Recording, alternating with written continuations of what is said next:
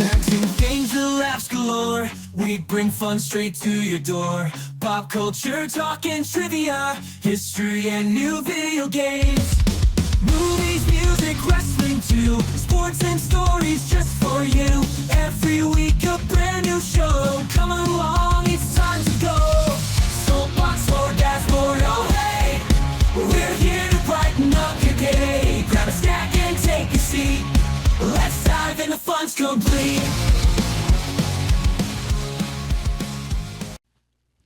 Hey everyone, and welcome in for episode 110, Balls to the Wall. I'm your host, Jason. I'm Ray. And this is Jonathan. Pleasure to meet y'all. Yep. And, yeah. Tell everyone a little bit about yourself. I am a professional cripple, former baseball player. Had a lot of fun doing nothing for a long time. Okay, man. so we went to school together for like a short while. I don't think we ever knew each other. No. But we knew almost everybody It's like that each other knows. Same circles, yeah. Yeah. But yeah, you said you played baseball since you were like old enough to walk, basically. Yeah, I mean, literally. Yeah. Earliest memories, just that's all I did. I played every other sport, but pretty early it was obvious this is my thing. It's what the family does. Yeah, I was going to say, if you want to get into a little bit about, I don't know if you want to share that, the family history in baseball. Right. So my old man became a Yankee fan. Back in the day, CBS owned the Yankees. And back then you had like 3 channels to choose from. So the Yankees were what you got to see on national TV. That was it. And he was from southeastern Kansas, and Mickey Mantle was northeastern Oklahoma, Commerce, Oklahoma. And the dude was a god at the time, and he was my dad's favorite player, and on TV all the time. So my dad got signed by the same scout. My grandpa played for the Baltimore Orioles, or what they were known as then, the St. Louis Browns, before he had to go save his farm, because they didn't pay anybody back then. People had like just part-time jobs. Yeah. And even Mickey Mantle had like part-time jobs, and he was getting paid top-notch for those guys. There's no free agency. So that was, my dad played till he blew his shoulder out, and in the 60s, that was game over. And then he did a whole bunch of crazy shit, and had me on accident, for sure. And I turned out to be pretty good at baseball. He taught me a whole shitload, and I dominated whenever I wasn't crazy sick or hurt or both. And then game over at 21 years old. I found out about a major TBI through some food poisoning I got from the pizza on the way home from a game, and lost like 50 pounds of muscle in a month. Ended up at the Mayo Clinic, and they figured out all the stuff was going on with me. And I'd gotten sick before when I was younger, and I bounced back in a couple of years. So it was like, I'll be all right in a couple of years. This sucks. I'm young enough though. And then it never happened. And I'm kind of bouncing back now with some new stuff though, and just getting back into it, just getting to know you, getting back into ball. I help out my friend with his daughter. She's already got D1 offers. She's 14, Nice. And she's a catcher because I mentored him, and he taught her through me. And we didn't even like hang out or know each other for that whole time, because like I didn't hang out or know anybody at all. I was just sick at home. Like people are like, "Have you seen this new car?" I'm like, "You wouldn't believe how few Ferraris drive through my room." Like, that's just not a thing. Like, you don't see it anymore. You're not in the world. So back out in the world a little bit now, getting to do some cool shit like this instead of just watching it on my phone. Yeah. I was gonna say you kind of went all over. You said you were Pittsburgh. Yeah. I played. So we had junior high instead of middle school. So I played at Free State as a freshman, and then everyone had to be C team that was a freshman, which would have been nice to know beforehand. Because stuck with travel ball. Yeah. And it was super weird because we all thought like there were 4 or 5 of us that were good enough to be varsity, and we were just all C team. We were just like, what? I'm like, especially because they didn't have any catching. And Cole Douglas and I were the best 2 catchers, and we both got put on C team. So like all the JV, and we're like, where are they hiding these dudes at? Like, and then I got so sick. I didn't even play ball when I was a sophomore anywhere. And then I was all-state junior, all-state senior, and then had 3 surgeries. Took some time off to get my shoulder and knees right, and then I went to Johnson County so I could get drafted. Because if you go D1, you got to stay 3 years, or did back then. So I went to Johnson County so I could leave as soon as I was healthy and playing well. Mm-hmm. And I'm like, I don't know, halfway through the fall, blow my arm out again, just playing catch. It was over. Went back to the same doctor, and he was like, you need to have every surgery redone. So I did that, and it went pretty ugly at Johnson County. We had a coach who was an alcoholic, and he was also the golf coach, and he was at practice like 2 to 3 times the entire time I was there. That's but crazy. Made every decision without knowledge. And so, like, 99% of the time we have like a guy that handles offense, a guy that handles pitchers. Mm-hmm. And since I'm a catcher, I'm dealing with both. Yeah. And they make the decisions 99% of the time. And then when it's time to play a game, dude comes in and is just like randomly picking dudes. So it got crazy because I had to have the surgery in like late November. And Johnson County isn't exactly the most upstanding academic institution in the world. And so they mean like college algebra. And I was like, bro, like, I was a little past that in 7th grade. Yeah. Let's not do this again. So the school was super easy. And so I had like straight A's and everything. I didn't go there for academics. And he was one of my teachers. It was like sports officiating. Like, we're at that level of academic success. Like, and so I had to have those surgeries, and I talked to everybody, and they're like, yeah, like, if you don't even take the final, you still get an A. Like, you're good to go. And everyone's fine with it. And his wife was like an administrator, and she was like, everyone was like, you come in and get everything signed off, and you're fine, and then you can come back when you get back from surgery and just like take the final or do this. And it was just agreed upon. It was all I still have the emails. And I was like, okay, so I had the surgery. I can't drive. I have to have my friend drive up. What time do you want me to be at Johnson County to come in and like talk to you and sign these things? Mm-hmm. And he gave me a time frame. And I showed up at the earliest point, and when I show up, nobody's there. Nobody's parked anywhere. No lights are on. Nothing's going on. I walk in. I'm still in a sling. I'm still on pain meds. Can't find anybody. And I'm just like, am I early? Like, you know. You're like, what the fuck? Yeah, exactly. What's going on? on? And I started just like checking doors, like all the doors are locked. I can't hear anybody. There's nobody around. And so I'm about to leave. I've called a few times, and then I see him walking down. And I was like, oh, thank God, it's so great to see you. Like, I didn't know what I was gonna do. And You're good. And he just took me to the office like nothing was going on.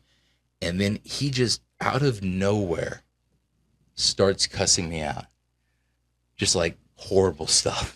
Like, the guy barely knew me. Mm-hmm. And what he did, he never showed that there was a problem. And he was just like, you're the biggest piece of shit I've ever met or ever coached. I fucking hate you. Like, how do you even live with yourself? And I'm just like, Where the fuck is this coming from? I was like, these are some strong pain meds, man. I thought you said this shit. Like I've had some surgeries before. What'd you slip in this? And he just goes off him. And I'm just like looking at him like, I think he's going to break into laughter at some point. And he doesn't. He's serious. He's ready to go. And I was just like, he was like, I'll never let you, come back to this team. I'll never let you graduate, blah, blah, blah, blah. And I was like, why? Like, okay, you're saying all this, then like, can you give me an example? Just a single instance of this? Nah. Wasn't interested in that. Just kept going at me. And I was like, why did you have me here? Let's be down over the phone. What the fuck was that? I have no idea. That was weird. Fucking ghost. Oh. Yeah, that dick coach might be dead. He might just be here to mess with me. Still hates me. He doesn't know why, but he hates me. Like, it was funny because like a lot of dudes on the team were like easily hateable by a coach, and I just wasn't one of them. I'm coachable. Like, I'm balls to the wall. Can we check the deck real quick? I mean, are you not hearing anything? No, it keeps cutting out in the left ear for some reason. I'm wondering if something's not plugged in all the way. Everything should be plugged in. Check your cord on yours. Okay. Yeah, we're in. It's good. Okay. Well, and we're only hearing it through our headphones. We had to kind of improvise with the cable because we were missing one. So with your TBI, you said that you had to go back and redo surgeries.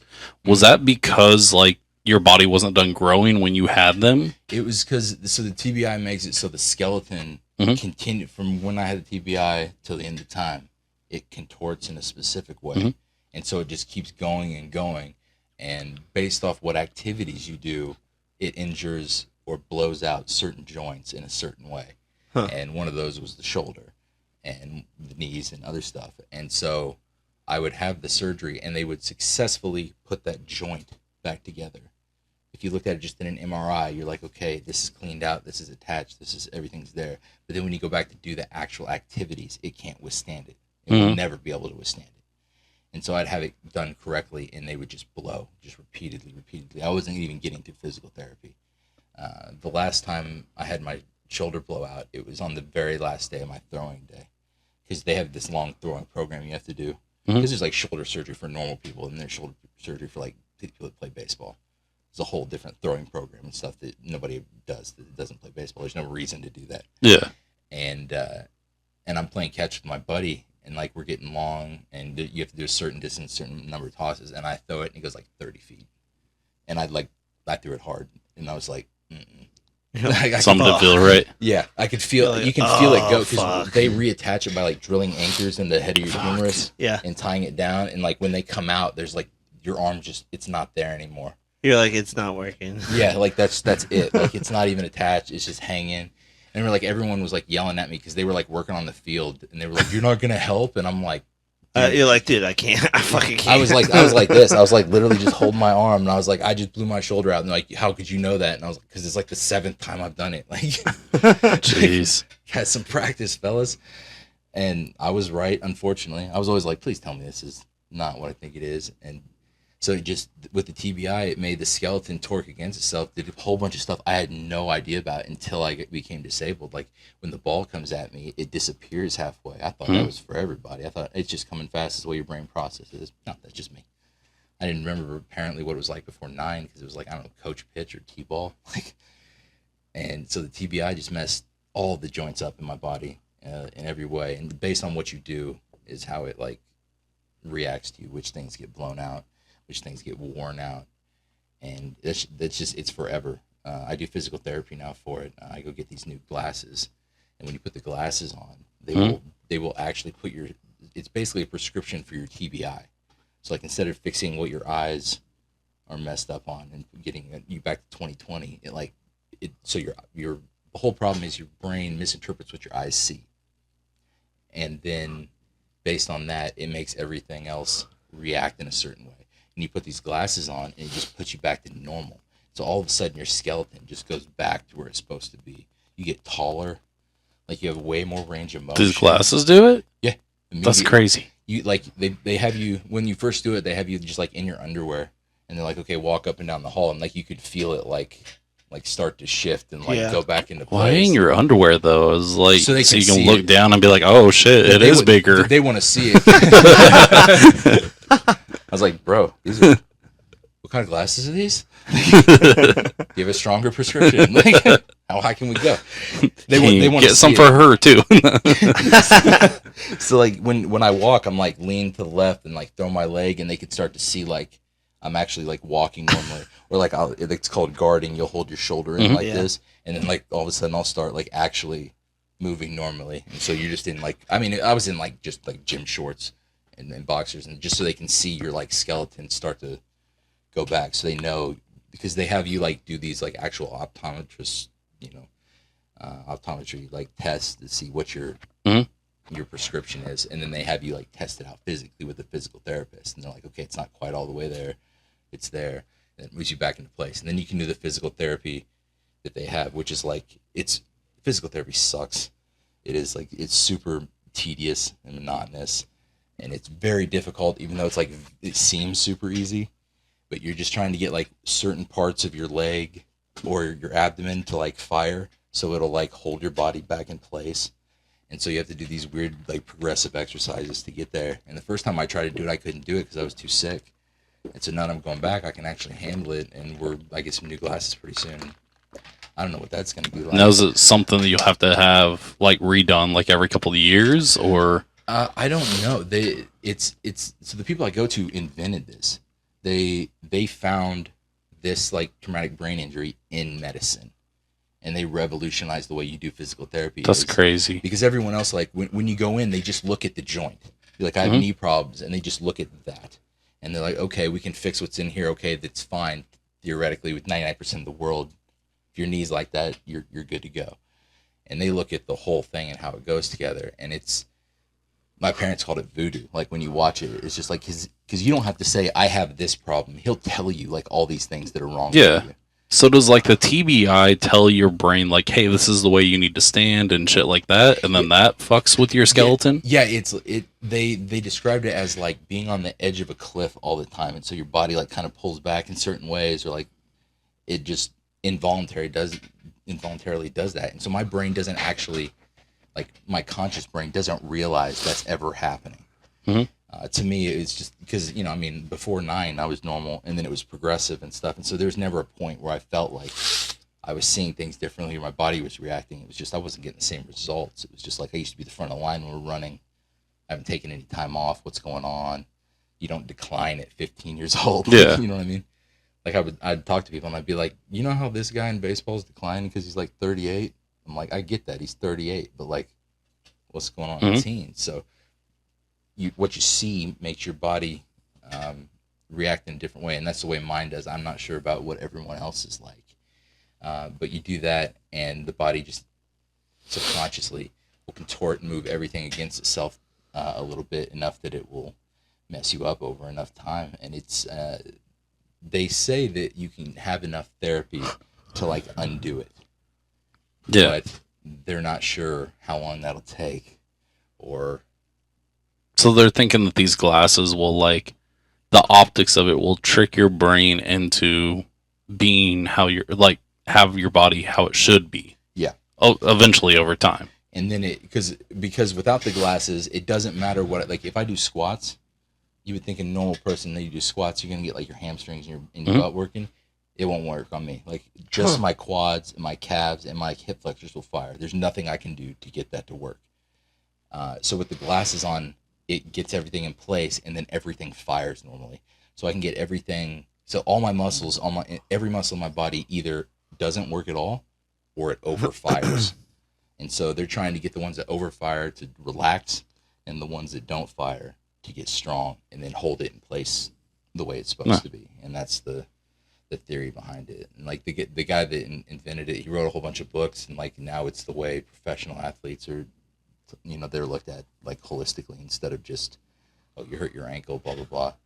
Is it just glasses they can do this with, or can they do it with like contacts? So then like you could get back into shape. And I think it's just glasses because they make them at like a certain thickness because they're called prism glasses, and I'm not sure you could do that with an like actual contact lens. Is it like a wear all the time, or just wear and? Yeah, like if you wore it all the time, it would work all the time, but it would wear out. It only works for so long Probably before you fuck up your eyes too. Yeah, before you like your brain will get used to it, and then it won't work anymore. It's like a tolerance thing. Ray's like frozen over there with his mouth open, like the damn. And so all you can do is you do the certain physical therapy with them on, and then you take them off. Okay. And that's all the time you get to wear them. And then over time, it's supposed to get better. So like this whole time this has been going on, like I didn't have any muscle mass on me for all this time. I wasn't able to build it. I wasn't able to do anything to build it up. And now that I have some muscle on me, it kind of holds stuff more in place, makes everything better. As they call it, it's like you're just putting layers of duct tape, like holding a broken thing together, versus like back in the day, it just all was just hanging. Yeah. And so now that the muscle mass is there, that's the way it works. And I found out the muscle mass through seizures, because I started getting like ridiculous muscle mass in certain places just because they would seize. And I was like, okay, well, my shoulder may be messed up, but I can do isometric stuff. So that's good. So I started doing like isometric, like make it seem like you're doing a curl, make it seem like you're doing a bench press, get those muscles to activate, and it started working. And so then I got enough on me that I actually started doing actual exercises and stuff. And like this has just been me on my own, just trying to figure out what works, what doesn't work. It's there's nobody out there that has my combination of stuff. So you can't go to like one person and just be like, oh yeah, we know what happens when that combines with that and all these other problems. So, the worst thing about elite doctors is they know they're elite, and so they don't like collaborate with other elite doctors. So it's hard to get the physical therapist to talk to the orthopedic surgeon, because the orthopedic surgeon just wants to cut. He wants to go in there and fix what's wrong. Yep. And the physical therapist doesn't want you to be cut. He wants to do all the physical therapy. Then they don't even know what's fully wrong with you when they start you on physical therapy, so they don't know if they're doing more damage or not. It's almost a giant guessing game, and they admitted, they were like, dude, from like 16 years ago, like we were just apparently guessing, we didn't know. Yep. And I was like, please don't tell me 16 years from now you're gonna be like 16 years ago. Like, yeah. Tell me, dude, you know some stuff now. And you were fucked up because like I've been over in this neighborhood working and stuff for like 5 years. Wow. And like I think I just met you like what, 4 or 5 months ago? Yeah. And it was just kind of like a quick hey, and then like your dad, like we got on conversations. Your mom and dad tried to get you to take one of the puppies that they're always trying to get me to take a dog. I'm just like, I can't take care of myself. Like, I live at home for a reason. Like, what do you want me to do with the dog when I have a seizure? Yeah. What's the game plan for that one? We gotta find you one of those single baseball moms, and yeah, you know. Amen, man. That is super weird, because when you go out at 21, there's a certain lifestyle, what people do, and like you like bounce around almost like like what we're doing. It's now, like stick the key in the holes and see which one fits, and and now that. Like what we're doing now, like I talk to all my friends and they're like, I have work in the morning and I have this and I can't hang out, and I'm like, just like once a month, let's just get together and just chill and let's do some bro time. Dude, I started. I planned on doing this like 4 years ago, and then COVID got in the way and of everything. Yeah. Then I was just like, you know what, like fuck it, I'm gonna start it, and then started with Ryan, and you haven't met him, and he's getting ready to move anyways end of this year, but yeah, like, and then ended up moving it up here, and it just kind of like it kind of got to where I was like, I'm going to sacrifice a little bit of my sleep, usually do in the evening after the kids are already laid down and everything like that.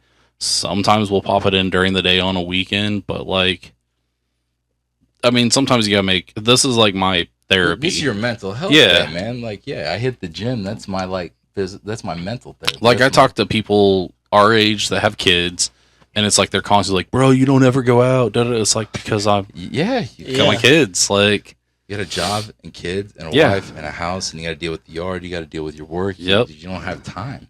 And they have all those things too, but I'm like, where the fuck do you find time for this? Like the fucking people that go like for bike rides and jogs and lunch dates during the fucking work week, and it's like, you know what I noticed? Like after having one kid, it wasn't that bad finding a sitter. A little bit of time. A little bit of time, and then it was like 2 kids, a little more difficult. A little less people don't want to watch the kids. It's fine.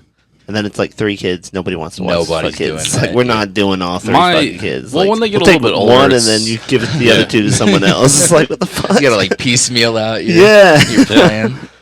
It's not just a one-stop shop. Well, it's like my older 2 are finally old enough to where they can kind of like, if we want to go out, they can stay by themselves. Help out the younger ones a little more. The third oldest, the second youngest, I guess, she it's hit and miss with her. Depends on how she's getting along with her siblings. And then the youngest one, like, he's all over the place. Like, I met him. Like, it's fucking feral. I love him, but he's feral. He's like, I'm not staying here today because she said she hate me, so I'm leaving. It's like, fuck? Where are you going? We don't walk out the door. We're always cautious of leaving him because he's got epilepsy and some other stuff. I know. Now your seizures aren't epileptic, though, are they call them non-epileptic seizures. At the Mayo Clinic, they were like, you have to call them spells, because if you tell someone you're having a seizure that's in the medical community, they will give you Ativan and kill you. And I'm like, I don't think you have any idea how much Ativan I've had in my life. Like in a medical setting, in the veins with monitors. Like, I'm like, I've been told, like, when I woke up, we maxed you out on Ativan. I'm like, what was that? They're like 4 milligrams. And I was like, it goes way higher than that, bro. And I've been fine. And so it's just kind of, you know, I'm like one of my Harry Potter spells. Yeah. You guys can't come up with something better. I was about to say that. Like, that's what I think they're going to be a little more turned off and not have a clue what to do if I say spells than seizures. I'm like, I'm going to have a seizure, man. It's going to look like epilepsy, but it's not epilepsy. Just put a wallet in my mouth, it'll be fine.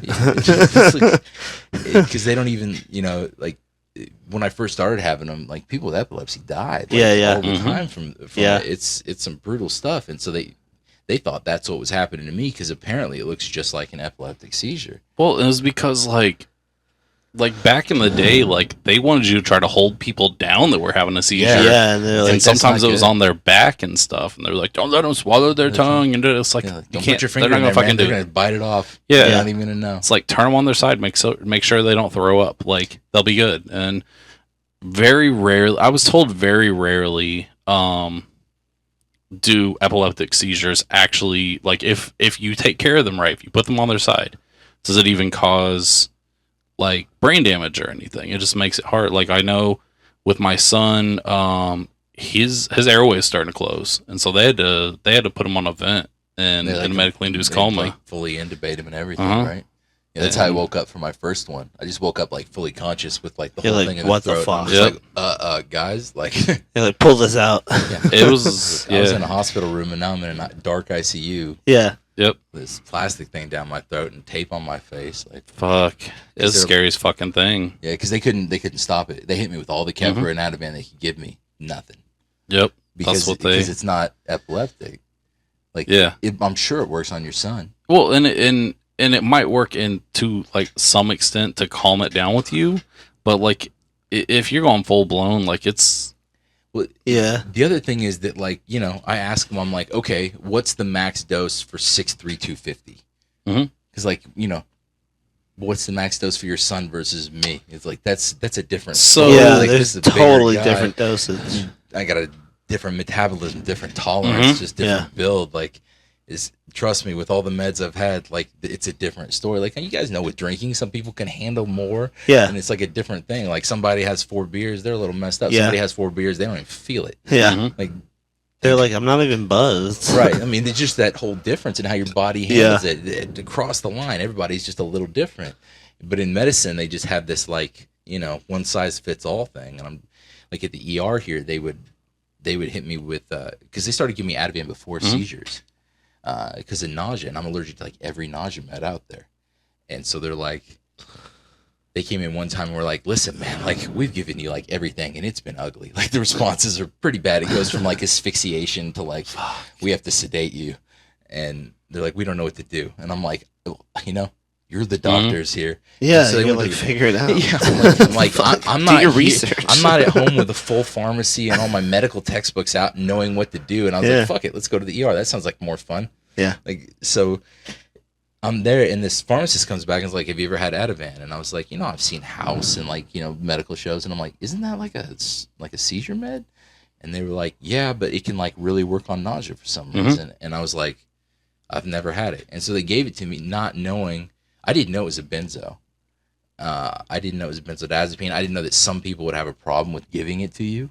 And so they just started giving it to me for a long time. And then eventually they're just like, we can't give you this because it's a benzodiazepine. And I'm just like, you're like, so? I'm like, well, what? I was like, good for everyone who has a problem with benzodiazepines, bro. Like, let's do a different thing here. Like, go back and look at my chart and tell me, like, what went wrong. Like, look at the history. Like, nothing. It's not like I overdosed and they had to, like, bring me back and, like, okay, we're not doing that anymore. And we're hitting you. Don't with you Narcan. when you're fucked up and then you have to do the research for them, basically? Like, it's insane. Like, you would not believe. Like, fucking plays Blue's Clues with your medical history. you know, like those, like, commercials where it'll be like, if you were a loved one who's been hurt by this medication, or you know what I mean? Like, I've seen like 25 of those, man. Like, where I'm just like, good fucking God. Like, that's the doctor that was like, this is what we do. We take this.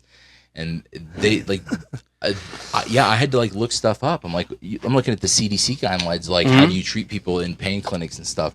How do you do it? And it was like, okay, it started out with don't take. It was like nobody gets pain meds for over a month if they don't go to like an actual pain clinic. So like internal medicine, family doctors, you're just regular people you go to for like antibiotics and colds and, you know, get a physical, that kind of thing. Those people shouldn't just be handing out opioids on a long-term basis. Yeah. So that was the first thing that they like said. And I'm like, that's literally what happened. I had so many surgeries in a row that I'd been on opioids for over a month. And they were like, and this is way before, this is like 8-9 years before the CDC comes out. And my doctor was just like, listen, this isn't my purview. Go to the pain clinic. So I go to the pain clinic, got the head of the pain clinic takes me on, everything's fine. And so I'm looking at this stuff and I'm like, why is this affecting me? I'm looking at the exact guidelines here and it says, you know, do what I already did to start with. Yeah. And then it gets even weirder. And then they're like, you know, don't do this, do that. If you take someone off opioids, you know, you need to know how to detox them. It's your responsibility. Yeah, you have to do it slowly. You can't just be like, all right, you're good. He just got greedy. Like the first time he did it, he cut me like super far down, and he told me it was actually going to be an upgrade because he switched me on meds. And you're like, this feels different. And I was like, we've been doing this a while, man. That's not how this works. Yeah. Like, what did he try to do? Hit you with like the water down beer style shit? Well, like he would take me from like one opioid to another, but like down 40 milligrams. And he was like, changing it will make it so he's like, you won't go into withdrawal from this because you're on other opioids, and this one will work better because you haven't had it. And I was like, that doesn't make any sense to me. Yeah. At all, man. Whenever you've switched me before or whatever, we've had to go up. Mm-hmm. You just build a tolerance. And so I start getting super sick, and I call him and I'm like, listen, guys, like this is going to end up bad pretty soon. What do you want me to do? And they're like, take the biggest pill you have, take another one whenever you want, and let us know how it goes. It worked.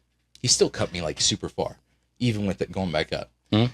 Huh. And then it was like, I was okay. It wasn't that bad. And then the next time he does it again, he cuts me the same distance he did to start with. And I'm thinking, okay, we can try it.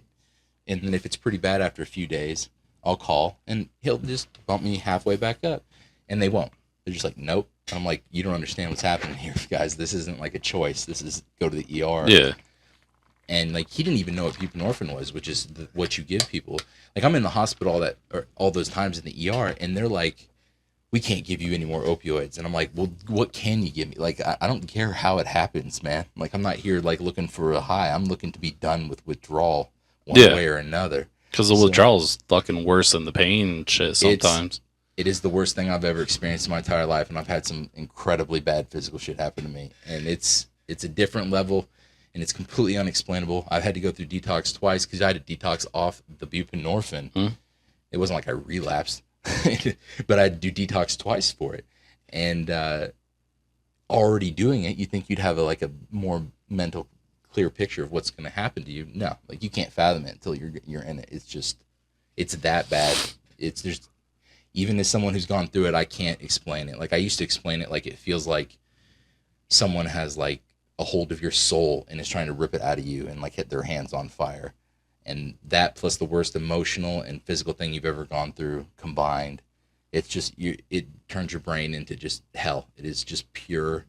There isn't a moment of like peace or I'm okay or just not a second the entire time. It's just the most unbelievable thing I've ever gone through. And that's based on the fact that I started super young with surgeries, and then I was on it for a really long time at a high dose and a big guy, and then they were cutting me too hard and too fast, and then they don't know how to get you off buprenorphine because you're not supposed to be on buprenorphine unless you're getting off opioids because you're an addict, and you're not supposed to be taking off opioids unless you're an addict. Yeah. And so they don't know what to do with people like me. I'm just an outlier. And so they don't know what to do. So they're like, we're just going to give you all these anti-nausea meds. Oh, we can't. You're allergic to it. I'm like, well, we can't give you all this Ativan. I'm like, yes, you can. You really can. You absolutely can. And they offered me morphine a bunch of times. And I was like, that will just prolong this. Like, give me anything that works. Doesn't morphine have a higher addiction rate to it? It's pretty high. Yeah. It's like the original same with opioid. Fucking the fentanyl. Oh, God. They put me on a fentanyl patch one time, and it was the thought process was instead of taking pain meds every 4 hours where you have to wake up no matter what you're doing, you only get 4 hours of sleep, best case scenario. And eventually that wears on you. And so they're like, we're going to do a fentanyl patch, and it'll be 3 days. You just put it on your shoulder, and then for 3 days, your body absorbs it. And when I did it the first time, I was as high as a kite for a You're whole like, day. fuck. I was like, good lord, guys, like, because I was. Should I take this off? Like, Yeah, like I smell colors. Like with the pills, you can be like, you have a little more like leeway. Time, to be yeah, like, you got a little more time. Like maybe I'll do 6 hours in between, or like Yeah. I'll skip one, or you just take it as it's needed. But it's a patch. You can't just be like, your patch, 10% less like, dude, per hour. Like, lower it. yeah, you can't. It's just a patch, and so You're like, did I sweat? And now it's even worse. Do they have morphine drip patches now though that sync with your fucking phone? that's crazy. That's insane. After the, I saw someone talking about that on TikTok. I would never do patches again, because it basically dumped the entire 3 days on me on day one. All once, yeah. And I'd be like, just like on my back staring at the ceiling, just be like, not what I was looking for, guys. Like, and then like day 2, I'm just like kind of okay, and You're day like, 3 God is damn just it, it's I just got shit to do. yeah, exactly. I'm like, I'm not on this to be high, guys. Like, there are other ways to do this. Like you make these motherfuckers and like fucking characters, and I'll just put them on different spots that hurt when like band-aids. Yeah, The only time I had to use fentanyl was when I had that infection that was on my knee. You're you could be fucking like IV. Yeah, they like the nurse came in. I was in agonizing pain, and Those she was like, infections she's like, would does you it? get like MRSA or something like that? Yeah, basically, because I fell at the lake and I Okay, like that's got not a a good gash. place to- Yeah, it's like the worst place to fall and get a cut under the water. Yeah, You're I like, mean, how oh many fuck, beer, yeah, how we're many beer fucked. cans you stepped on in that Well, moment? yeah, and I rubbed hand sanitizer in it because I didn't have any Immediately, alcohol, yeah. and I was like, hand sanitizer, here we go. And then I was like, It's like a well, movie where still they get got shot and infected. they just like start Yeah, pouring booze on I was it. like, uh-oh. get whatever because I don't want to get an infection. Got an infection, and then it was like it took like a week, I think, after the thing because I was like, I think maybe I like bruised the bone or something, and then I went to stand up one day. I went to stand up one day, and I was like, I can't fucking walk. I literally like fell to the floor, and I was like, I This can't leg move. gave out? Like this knee is just gone. Dude, your skin was like fucking green color. Bro, and everybody was like, "That's not a bruise," and it was so red and swollen. And like, I got there, and the nurse is like, "Yeah, that's like hot to the touch. It's infected." Like And when I'm you like, see "What the face fuck?" of those medical professionals that do that all They're day, like, and they're like, "Oh, let's look at this." shit." Whoa, fuck, dude. Yeah, you're just like, I'm like, oh I've god. been here with some bad stuff before. That was I'm not like, the am I look gonna I have to like got. cut this off or something? And then they're like, okay, well, here's what we're gonna do. We're gonna drain it first of all. We gotta get that open. And I'm like, okay. And then it's like, as they're saying that, I already had it wrapped up, like compressed. And I was like, hey, it's starting to leak. And they're like, oh, good. We can just like drain it now. And I'm just like, what are you gonna do? And they start fucking pushing on him, like, man. I'm like, bitch. So that's when they hit you in the fence. Yeah, and then it's like, okay, we'll give you something to calm you down. Were you I was like, over? what the fuck? Were you over my mom's on Easter that time? My brother got an infection on his knee, and it was fucking huge.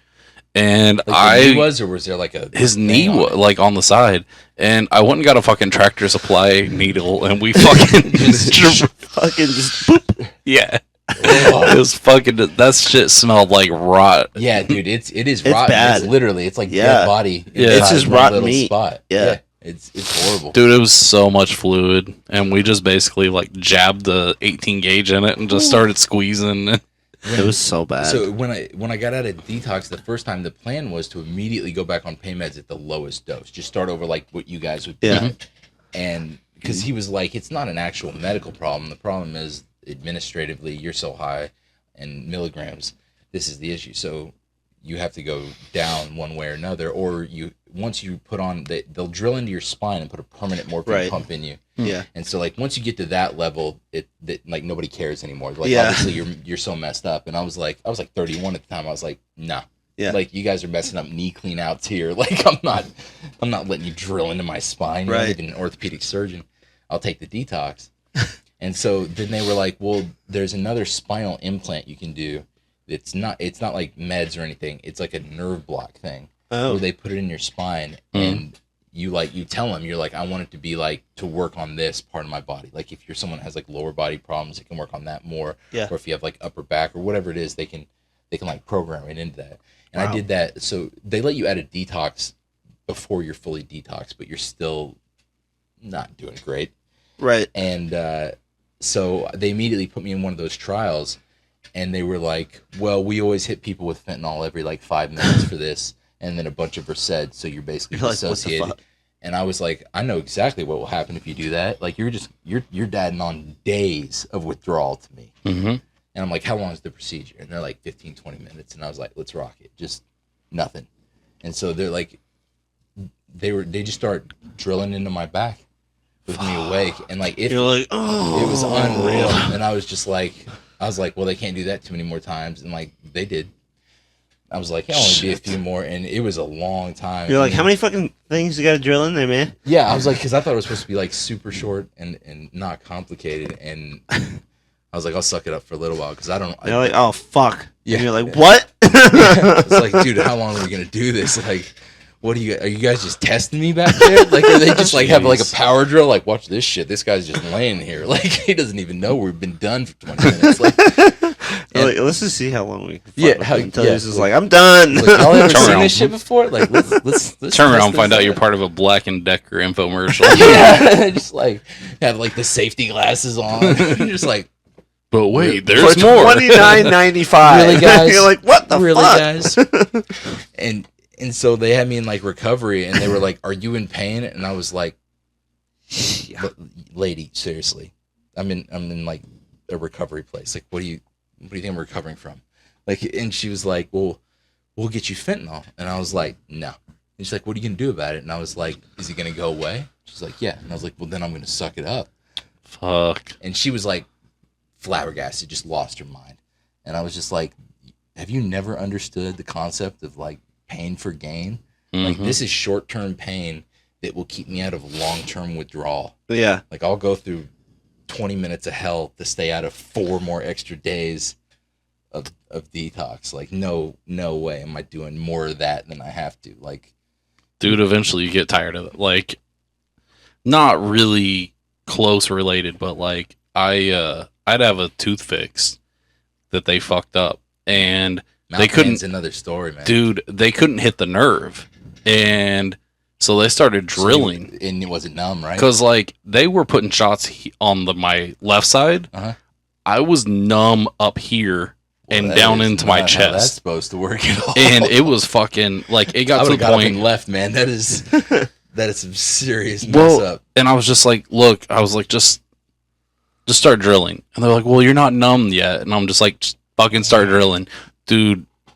I've broken my hand, my foot. I've dislocated my kneecap. I've fucked up my neck. Like, there's nothing like tooth pain. I don't know what it is. When you see like in movies where they torture guys with like mouth stuff, it's like, yeah, like you could do a whole bunch of stuff to my like large joints before we get to that. Yep. Like, when I was 3, we were picking my sister up from kindergarten, and there was like a path that came out of the school last day of the school year. I'm 3 years old, and all of the like equipment's across this path. Yeah. Like the playground stuff. And I'm like, ask my dad if I can go play on it. I'm like, okay. So he lets me. And I'm running across, and they let school out, and they have all the 6th graders, their last day of grade school, lined up on bikes behind this door. And they let them out, and they just mow me down, and I land with my teeth right on the edge of the cement. So you're just and like... and they just kept running over me, and it just like was breaking all my teeth out. Fuck. And it was homecoming weekend, and we couldn't find any dentists, and the one dentist we found was drunk. And I remember, like, at 3, you're not like, quite sure what drunk is, but you know it's not what you want out of your medical professional. And so they had to, like, dig all the shards out from, like, way up here and stuff. Oh, my like, God. all these front teeth. Holy shit. And he didn't numb me at all or anything. And, like, ever since then, like, I'm very wary of mouth You're like, pain, ow, ow. Dude, yeah, it was unreal. It was like literal mind-numbing pain. I don't know if you've had pain so bad. And he's just like, hold still, and you're like, you too. Like, yeah, exactly. I'll stop when you stop, man. Do your job, I'll do mine. And like, I remember, like my most vivid memory of that is my dad had on like just a regular like dress shirt, and he picked me up and he put me over his shoulder, and as soon as I looked down, his entire back was like, covered with blood. Fuck. It So is that for me? Like soaked, dark blood. And I was like, I'm not big. That's a lot of blood that came out of this little dude. And so I had to wear like a bridge when I was like a little kid. That's fucking crazy. That stuff came in, and like mouth, you're not joking, man. Like tooth pain, mouth pain, it's just Dude, that's horrible. I got kicked by a fucking miniature horse when I was a kid. Whoa. Right in the fucking mouth. Good Lord. These two bottom teeth are crooked in like a V. It crushed all the cartilage in my jaw. And my They can kill you, man. Like, dude, well, if I didn't tilt my head up just a little bit, because like I helped out at a miniature horse farm across the street from my parents, and I was crouched down because one of them had a gash on its leg, and I was like trying to figure out how bad it was. right. And out of the corner of my eye, I saw a horse like running up, getting ready to buck. I lifted up my head that just little bit to see what the fuck it was doing, and it caught me right in the fucking mouth. If I didn't tilt up, it would have caught me right on the nose and crushed it. Jam that in your brain, man. Game over. Yep. And And then the other thing that was in ninth, or that was in 10th grade. Not ruined with TBIs, like. Surprised, I've had a lot of concussions playing soccer and stuff. Like, you know what I mean? Like, I talk to people and stuff, and I'm like, you know, I've had my fair share of head-related stuff in my life. Like, I'm sure the curb stomp thing wasn't doing favors for my brain. But I've been in fights. I've been a catcher. I've played football. I've done kickboxing. So we did the backyard wrestling, beat the hell out of each other. I'm like, it's like I would ask like doctors. I'm just like, you know, what about my deal? Because like everybody has a story where they got their bell rung as a kid. They ran into something. They hit their head. Oh shit! I had right. Don't we all have grabbed me by the backpack one time, like fucking swung me into the wall, the fucking concrete. I was like, lit you up, right? I was just like, I'm sitting here and I'm not gonna fucking move. I was like, I don't like know stunned, who the fuck did that. I'm just out. My dad drives up. It's like, the fuck are you doing laying there? Get up! Come on, let's go. I'm like, I can't fucking move, Dad. I'm just dead.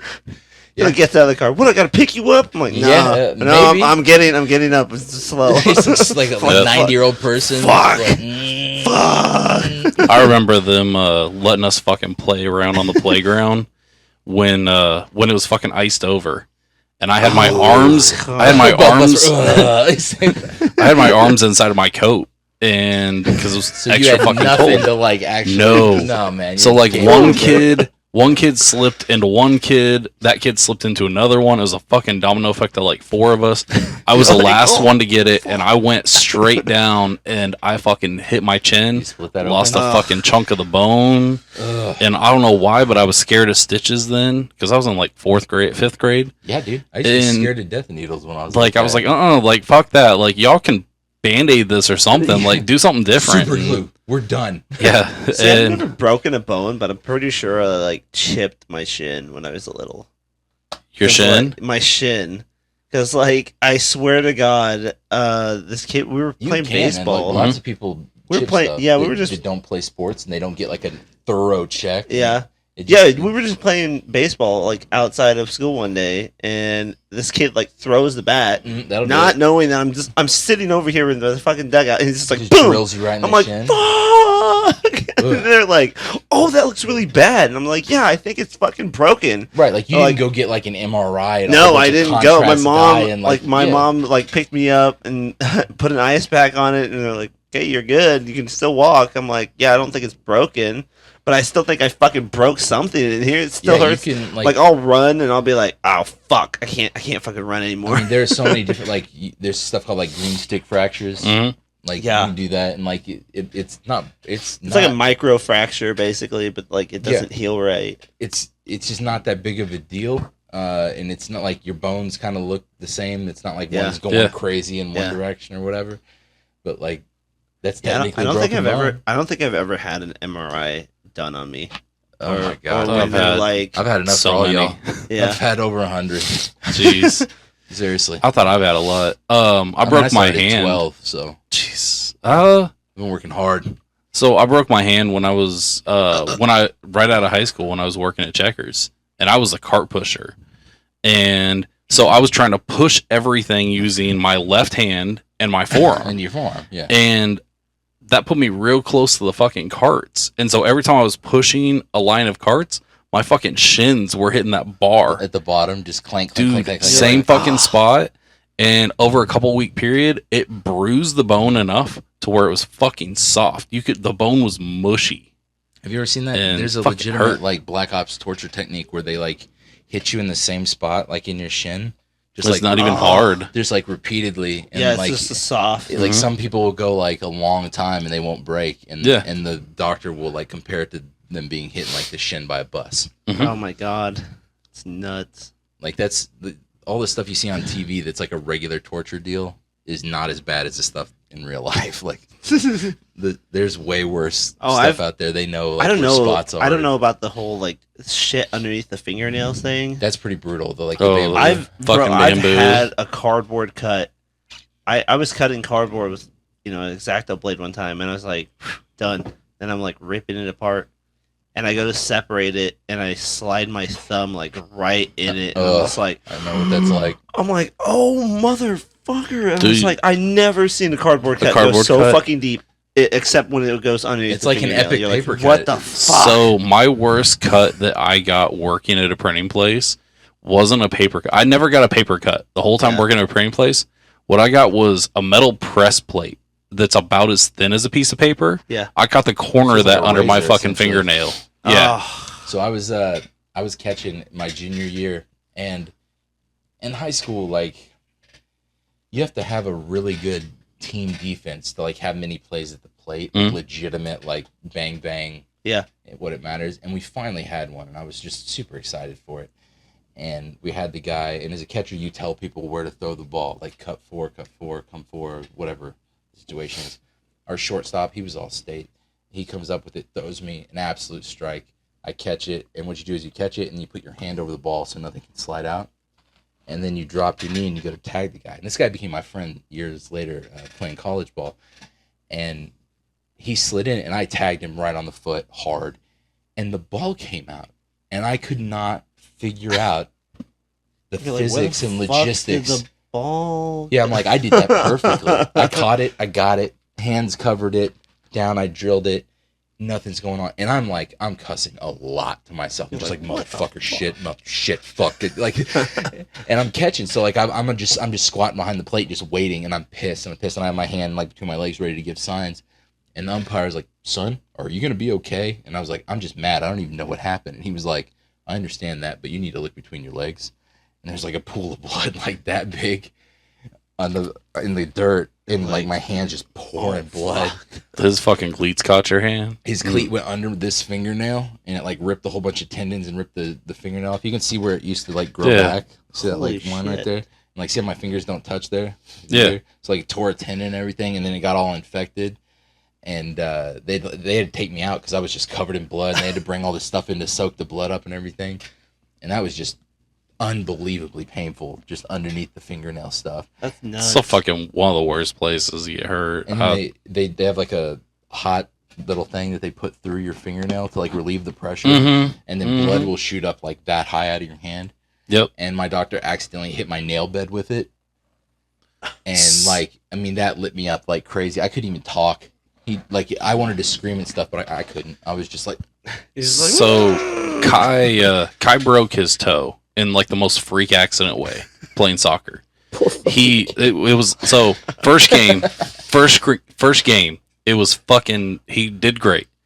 We had that first practice after the first game, and fucking practice goes great. And after practice, he's fucking around. He's switching out of his cleats into his shoes. And he doesn't have his shoes tied tight yet. They're just all fucking loosened up to get him on his feet. And a ball comes rolling towards him. So he gets up and does this like comical fucking Charlie Brown, like swings foot way back and then way up. Well, when he swung it back, the shoe flew off. And he went ahead and followed through. He fucking hit the turf and then into it was a street ball, not a regular soccer ball. So they're extra hard. So he caught the turf and then it hit the ball. He impacted his toenail through the growth plate into the first joint and fractured the... No, sir. Through the nail bed into the growth plate of the first joint and fractured it. That is an unbelievable freak thing. And we went to Lawrence Memorial, and they treated him as good as they could, and then they sent him to... then they put us in there for Children's Mercy. They told us to go to ortho. Yeah, that's kind of above their purview at that point. Ortho saw it, and they called us before they even opened the next morning. They're like, we need to get you in, see you, and then we probably need to get you to Children's Mercy. I'm like, what did they even give you like that? I mean, that must have been super painful. Were they giving him like some pain meds? They just gave him pain meds. And I was like, Now what they the give fuck? you- I was like, he just stubbed his fucking toe. And so When then you like find out what it is, we go, you're like, well, it's bleeding. whoa. It's bleeding every fucking where. And then it's like 2 days before we get into Children's Mercy because they're arguing with Lawrence on what to do. They're like, Lawrence is adamant he needs surgery. And Children's Mercy is like, no, it just needs cleaned up. And then we'll see what to do from there, but it should be okay. So we go up there to Children's Mercy, and they make us go through the emergency room. And it take a while. but that was the quickest way to get us in. So I got there at like 5 o'clock in the afternoon, and then we didn't get back to a room till almost 9. And then they were still going back and forth with Lawrence on what to do. And then they did their own x-rays, and then they decided the best thing to do was to numb the fuck out of his foot and then give him a light sedative to calm and relax him. And then what they were going to do was they cut the sides of his skin on each side of his toe, Just pull it removed out. the fucking toenail, and then they opened up the hole that his toenail made in the nail bed, cleaned it out, pushed everything back as good as they could, put the nail back, pull the skin back up, stitch it. That was their plan. They gave him too much fucking medicine. Well, first of all, as soon as they went to grab the toenail, as soon as they lifted up a little bit, Oh man. there was so much blood and everything built underneath it that it squirted about 4 foot across the Yeah, room. it'll just launch. Yeah. The pressure's unbelievable. And then Your blood pools in your extremities Yep. like that. and then they put everything back, wrapped it up, and like, okay, well, we need to see how he does on stitches, on crutches. And I'm like, he's knocked the fuck out. Like, and so then they're like, well, we need to see how he does. And I'm like, he's knocked the fuck out. Like, he's not waking up. And I was like, and I was in there because I had rolled my ankle like 2 weeks before. I was in there already in a boot myself. Oh, wonderful. Yeah. Wonderful timing and planning. Yeah, I know. And so then they're like, well, you can just take him with you and, see how it goes. I'm like, what the fuck? Okay, sure. And so I lift him into the cart, and he's like, he keeps trying to wake up and get out of the fucking wagon. See, like those videos you see where, like, people have their wisdom teeth taken out. Oh, and yeah. Just, like, gone. They're not even themselves at all anymore. Saying Yeah. crazy shit. So I get him in the van, drive all the way fucking back to Lawrence, and I round the corner to pull in the driveway, and I'm like, hey, dude, start waking up, we need to get ready to get out and go in. And it's fucking pouring ass rain, and it's like 2 o'clock in the morning, rounding the corner to our house. I turn on the light and look back there, and he had stirred around so much that he had pushed all the fucking bandage and everything off, and you could see his toe was bleeding. You're like, God damn it. All And of that work. Children's Mercy was like, hey, if he needs anything, come right back here. And so I call them. I'm like, it is 2:30 in the fucking morning. I'm not coming all the way back there unless I absolutely have to. Can I just go to Lawrence and have him rewrap it? And they took forever to answer me. And they're like, well, we'll have to call you back. And I was like, all right, I'm going to start heading towards Lawrence. And if I get checked in there, like, we're just going to fucking do it here. And I get in there, and at the same time they're starting to take us back to a room, Children's Mercy calls, and they're like, well, we prefer you to come back here, but we understand. I'm like, fuck. So they take him back there. They have That's to That is a night for both of you. they have to re-x-ray everything. And then the chick wants to argue with me about how it was wrapped. I was like, dude, they told me this is the perfect way to wrap it. So then I even took a picture of it and showed her. I was like, this is the way that they want it wrapped because they said it was the best way, like, for his toe to heal right. And she wanted to argue, so she purposely dug down and grabbed the pink fucking wrap for him just to fuck with him. And we ended up getting out of there and in our driveway at like 4:45 in the morning. And it was fucking hell. But That is a night. yeah, and then it screwed up his whole fucking session of soccer. Like I'm sure. I was coach, and he just had to sit and watch from the sidelines. And you were coaching because he was playing. Yeah. But he's not playing anymore. Yep. Now you have to do it all with all these kids you barely know, probably don't care as much about. I mean, I still, I mean, yeah, of Yeah. course, but like, It's not the same if like your kid's not there. If he's not playing, you're not in on that. Yeah. Yeah. But at least not, like full on. Man, that is because you have so many extra nerves in the end of your fingers and toes and stuff. Ugh. And Hopefully he doesn't have very good memories of that. I mean, like, not. I have to remind him all the time. I'm like, dude, quit fucking around. I was like, if you... You're like, you're going to fuck up your toe again. Yeah. Because I'm his friend's ride to baseball and soccer and everything. So I'm like, dude, you fuck up yourself. I was like, I'm not coaching. Like, I'm not going to beg Parks and Rec to, like, move our credit to the next session or anything like that. And, yeah. Man, that is...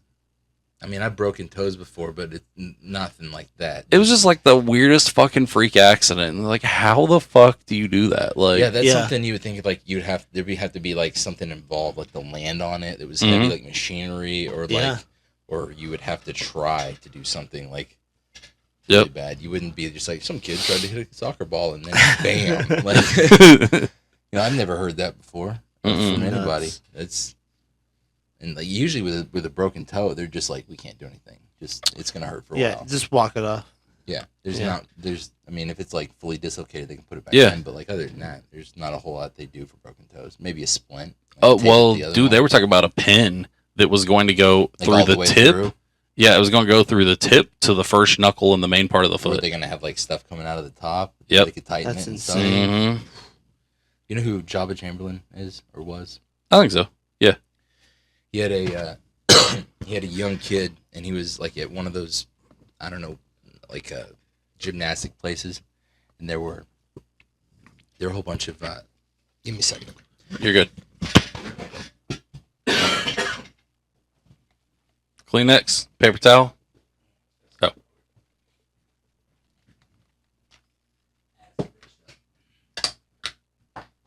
All right, back in the game. Where was that? Jabba Chamberlain. Okay. So he's with his young kid, and he's on the trampoline, and he comes down on the side of his foot, and I remember reading about the way they described the injury, and like I was pretty well versed in sports injury, like vernacular and how you describe that stuff, like compound fractures, like when it's sticking through the bone. And I don't remember what they even called it, but it was like something past that, and I'm like, what is past that? The fuck? And he just he ripped out the entire side of his ankle, and both bones in his legs came out like past his foot. Oh. And like he was like seconds away from bleeding to death. Fuck. Ever since then, like every time I see a trampoline, my ankle's just like, get away. Just, nope. No.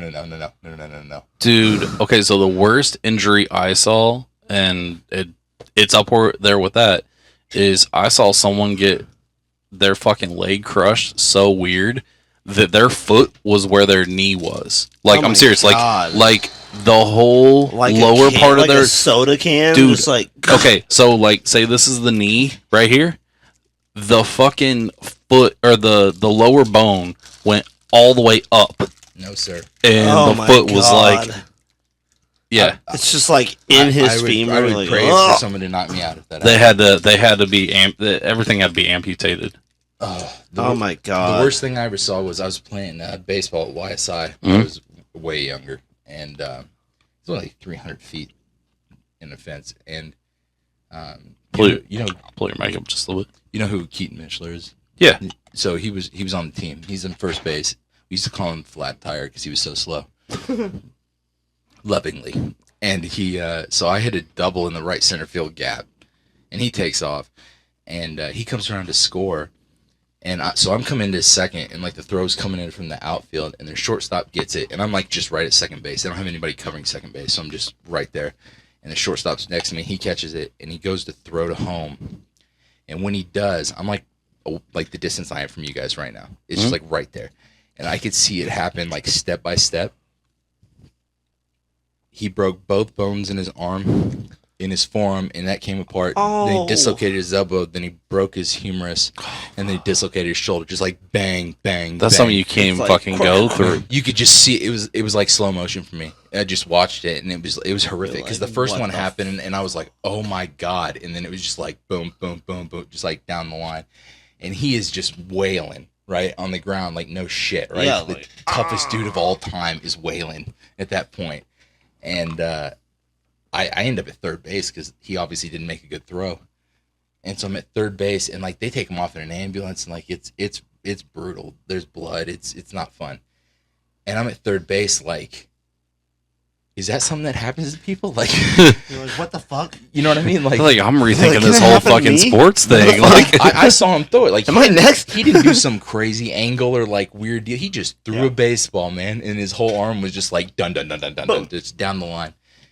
And I'm at third base, and like I'm talking to my base coach. I'm just like, dude, have you ever seen something like that? That is some shit. Like, and he was like, I've never even heard of something like that. That's insane. Yeah. Like you see guys that like blow their elbow out. They're pitching, the ball goes up in a weird way. Like it just kind of balls and up. They're just weird. like, yeah, but like their arm doesn't just like break down like a shotgun in each place. And the coaches on the other team were like, "Yeah, we should have never let him play after he did it the first time." And I was like, "What? He did it before? Yeah, what? He had done it before." Fuck? And I was like, "Does his arm the toughest just have a kid of all time? tendency to, And like, you guys explode?" are piece of shit. Like, you have a like his What the parents were just fuck? like, "Sure, let's try this again. I'm sure it'll be Jesus. fine." Like, are you kidding me? Like, that's my His parents are like, just learn how to throw with the other arm. yeah, seriously, man. God damn. I think the worst baseball injury that I saw, other than someone getting caught across the neck with a cleat, was a guy trying to tag somebody, and the tip of their glove got caught on the base the same time someone was sliding, so their wrist ended up just like fully. it ended up like almost completely turned around. You ever seen that Jason Kendall injury where he steps on first base wrong? Mm-mm. So Jason Kendall, I think he probably still has the record for like the most stolen bases for a catcher. So he was legitimately fast, not for a catcher, like for just anybody. And like he used to steal a bunch of bags. And he was an all-star a bunch of times for the Pirates back in the day. And he does one of those things where he's like kind of in between on steps. So he takes his full step and he lands on it, and so like if that's your foot like that, his heel was like turned back up, like if this was his foot, it was like that, and then he took another step on it. Oh. Fuck. And like he didn't steal many bags after that. Were you at the Royals game where the ump got hit with the chunk of the bat across the throat, cut his neck? Huh. Do you remember that? I do. It like sawed off like the barrel. Yeah. And then just like guillotined The guy. fucking bat snapped and just went right in between the mask and the plate. And full on hockey stuff. Yep. Oof. And you know, everyone's making fun of the people that are starting to wear, like, I think softball now requires you to wear masks. Like the face masks and stuff. And even like position players, like the third baseman and pitcher, they're so close. There's some states that require it all the way through high school now. Yeah. For baseball, the masks. But like, I mean, I remember there was a time where you had to wear like, if you were like an infielder or something, you had to wear this like special, like, almost like a catcher's plate. Yeah, but like underneath the like so if something hit your like heart, it wouldn't stop it and stuff. I don't know why they stopped doing that. It seemed like a good idea at the time, dude. Because you gotta think, even the way some of those kids pitch. I mean, if that hit, and like some of those, it doesn't really look that hard. That fucking ball hurts, and this is something we explain to those kids every fucking day. Is like, pay fucking attention to that ball because it's going to hurt if it hits you. It takes a while to be broken to that, like to get used to just like being hit by a baseball. Yep. Eventually, it will happen. Where like, I mean, depending on who you are, what kind of person you are, what your goals are, but like, my dad just desensitized me to that like super early. And fucking, I just became like immune to any pain. Such out there jackass style and just start chucking. Like he hit me in the head all the time with the ball. Like we'd be in the cage, he'd drill me in the head, and then I'd hit a line drive right from the middle and like put him on his ass all the time. Like I mean, till my 20s, I was doing that to him. Jeez. And I mean, like, so it's like, yeah, no shit, I have TBI's, asshole. Like, but I mean, when it starts out, like, it's brutally painful. Mm-hmm. Like as a catcher, you end up with like you block pitches and you just have like stitches from the ball, where it hits you like on your arm in different places. And, like, your cousin Marino broke my hand. Fuck. And it left like this huge stitch mark down here because he threw a curveball and it hopped up and I went like that and it hit me right on the thumb. And then I went to pick the ball up to throw and it was like a claw machine. It was just like nope. And I took my catcher's glove off and like picked up with my left hand and I was like, yeah, I'm out. I can't do this. Shit. And they were like, yeah, your hand's broken. I didn't miss a game though. Because, like, once the doctors tell you that those magic words where it's like, you can't make it worse, you're just like, nah, game on. Like, yeah. If they're like, if you keep doing this, it'll mess it up, you're like, well, I'm out. It's like when you got a car that, you know, starts fucking up on you. Like, well, it's not going to make it worse if you keep driving it, but, you know, eventually you'll need to get it fixed. Like, you ever see me tearing stuff down in the yard, like ripping limbs and stuff? Like, Adam's always just like, dude, isn't your shoulder messed up? I'm like, yeah, that's why I can do this. Because, like, what am I going to do, tear it again? Yeah. You ever seen the movie The Rock? Sean Connery kills this dude, and Nicolas Cage is disarming, like, the nerve gas bomb. And the guy's, like, underneath this refrigerator thing, and his legs are still twitching. And Nicolas Cage is like, can you do something about that? And he's like, what do you want me to do, kill him again? Like, he's already dead. Like, I killed the guy. Like, what am I supposed to do about that? It's like, yeah, that's what my shoulder's like. It's like, it's already torn everywhere it can be torn. I'm bulletproof. It can only hurt. It'll be fine after. Do you want to do like 20 minutes a game and wrap it up? Yeah. Bad choices. In there. So if you guys haven't caught on, baseball wise, Jonathan was a catcher. Same position, Ray, different sport. Oh my god. Oh my god. It's going to be a running joke, isn't it? Wasn't funny the first time. I thought it was. All right. As an adult, have you ever pissed your pants? No. Drunk, maybe? Yeah, see? No drinking. Yeah. No, I've never done that. I was worried about that with the seizures. I was going to say, have you ever... I know when my son has had his. Yeah, some people, like, they'll just straight up piss themselves. Yeah. There's nothing you can do about it. That's like... My dad will, like, shit and piss himself. Like... And he would do that before, like, he's old now, but, like, before that was an acceptable age to be I doing will that. admit there has been times where I'm, like, you know, dead asleep, I'm dreaming. I, like, think I'm awake. That's a wet dream. Going to go take a piss. Oh. No, you go to, like, take a piss, and then you're like, nope. And then I pinch it, I'm like, oh, fuck, I have to go now. I laughed so hard that I squirted, like, that much. You're like, before. Fuck. And I remember telling my friend, I was laughing, like, you know when you're laughing so hard you can't even make noise anymore? Yeah. Yeah. Like, once I could say something, I was like, I just peed a little. And he was like, after a while, he was like, me too. We just was like, yeah, it was that funny. That was the only time that ever happened to me. I mean, that wasn't an adult, that was a kid. But like, yeah. It's still, yeah. Would you never have sex again in your life for $3 million? Yeah, that's a pretty easy one. I'm like 17 years in the dry spell without $3 million. Like, yeah, I'm in.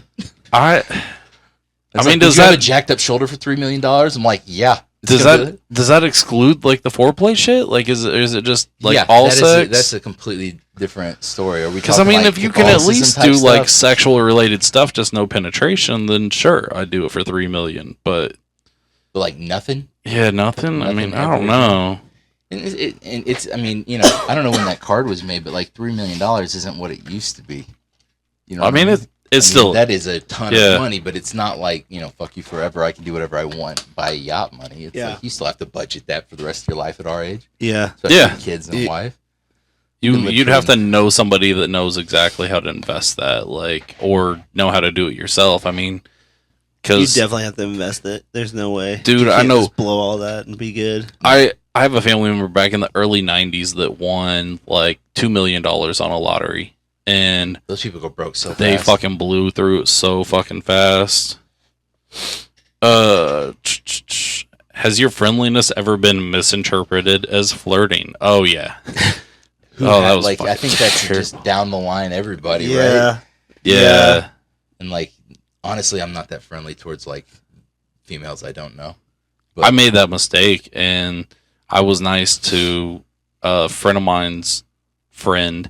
And then I went over there with my girlfriend, it doesn't necessarily have to be the female that thinks you're flirting. It could be the boyfriend of the female that thinks you're flirting. It could be a problem. Oh yeah, and yeah. you're not even doing either. But like, so I was hanging out with I'd go over and hang out with a friend of mine, his sister, and her, she had her roommates over there all the time. Friends and off again roommates. And I went over there one time with my then fiance when she was pregnant, and I guess like the whole conversation after we left was, he didn't tell me he had a girl. And it's like, fuck, like go through and look at your text. Like nothing even led anyone to believe that I was interested in even you. remotely interested. I mean, that can go two ways. It can be like you said, or it can be a girl you're not remotely interested in thinks you are, because you're just being cool and nice to them, or you find them to be like nice as a friend and enjoy their company. Yep. It can go either way. I've had people where it's like I'm nice to a girl and they're like, yo, you guys hooking up? And it's like, what the fuck? No, I was just nice to her. Like, I sit with her at lunch. Who gives a fuck? Sometimes being nice is just not being a dick. They're like, oh, well, you sit with her, like, you know, a lot. And it's like, okay, I like talking to her. She's a nice person. What the fuck? Guys and girls can just we can't be just friends. We don't have to just fuck all the time. Yeah, that's got to be universal. There's no way that someone's dodged that. I mean, maybe someone that has like no social experiences or something, but anyone's been out in the world, no way. Yeah. Do you complain a lot about first world problems? Fuck yeah. Yeah. Oh yeah.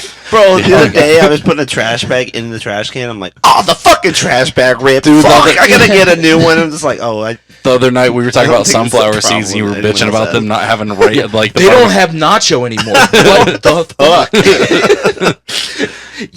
Yeah, that's a first world problem. Absolutely, man.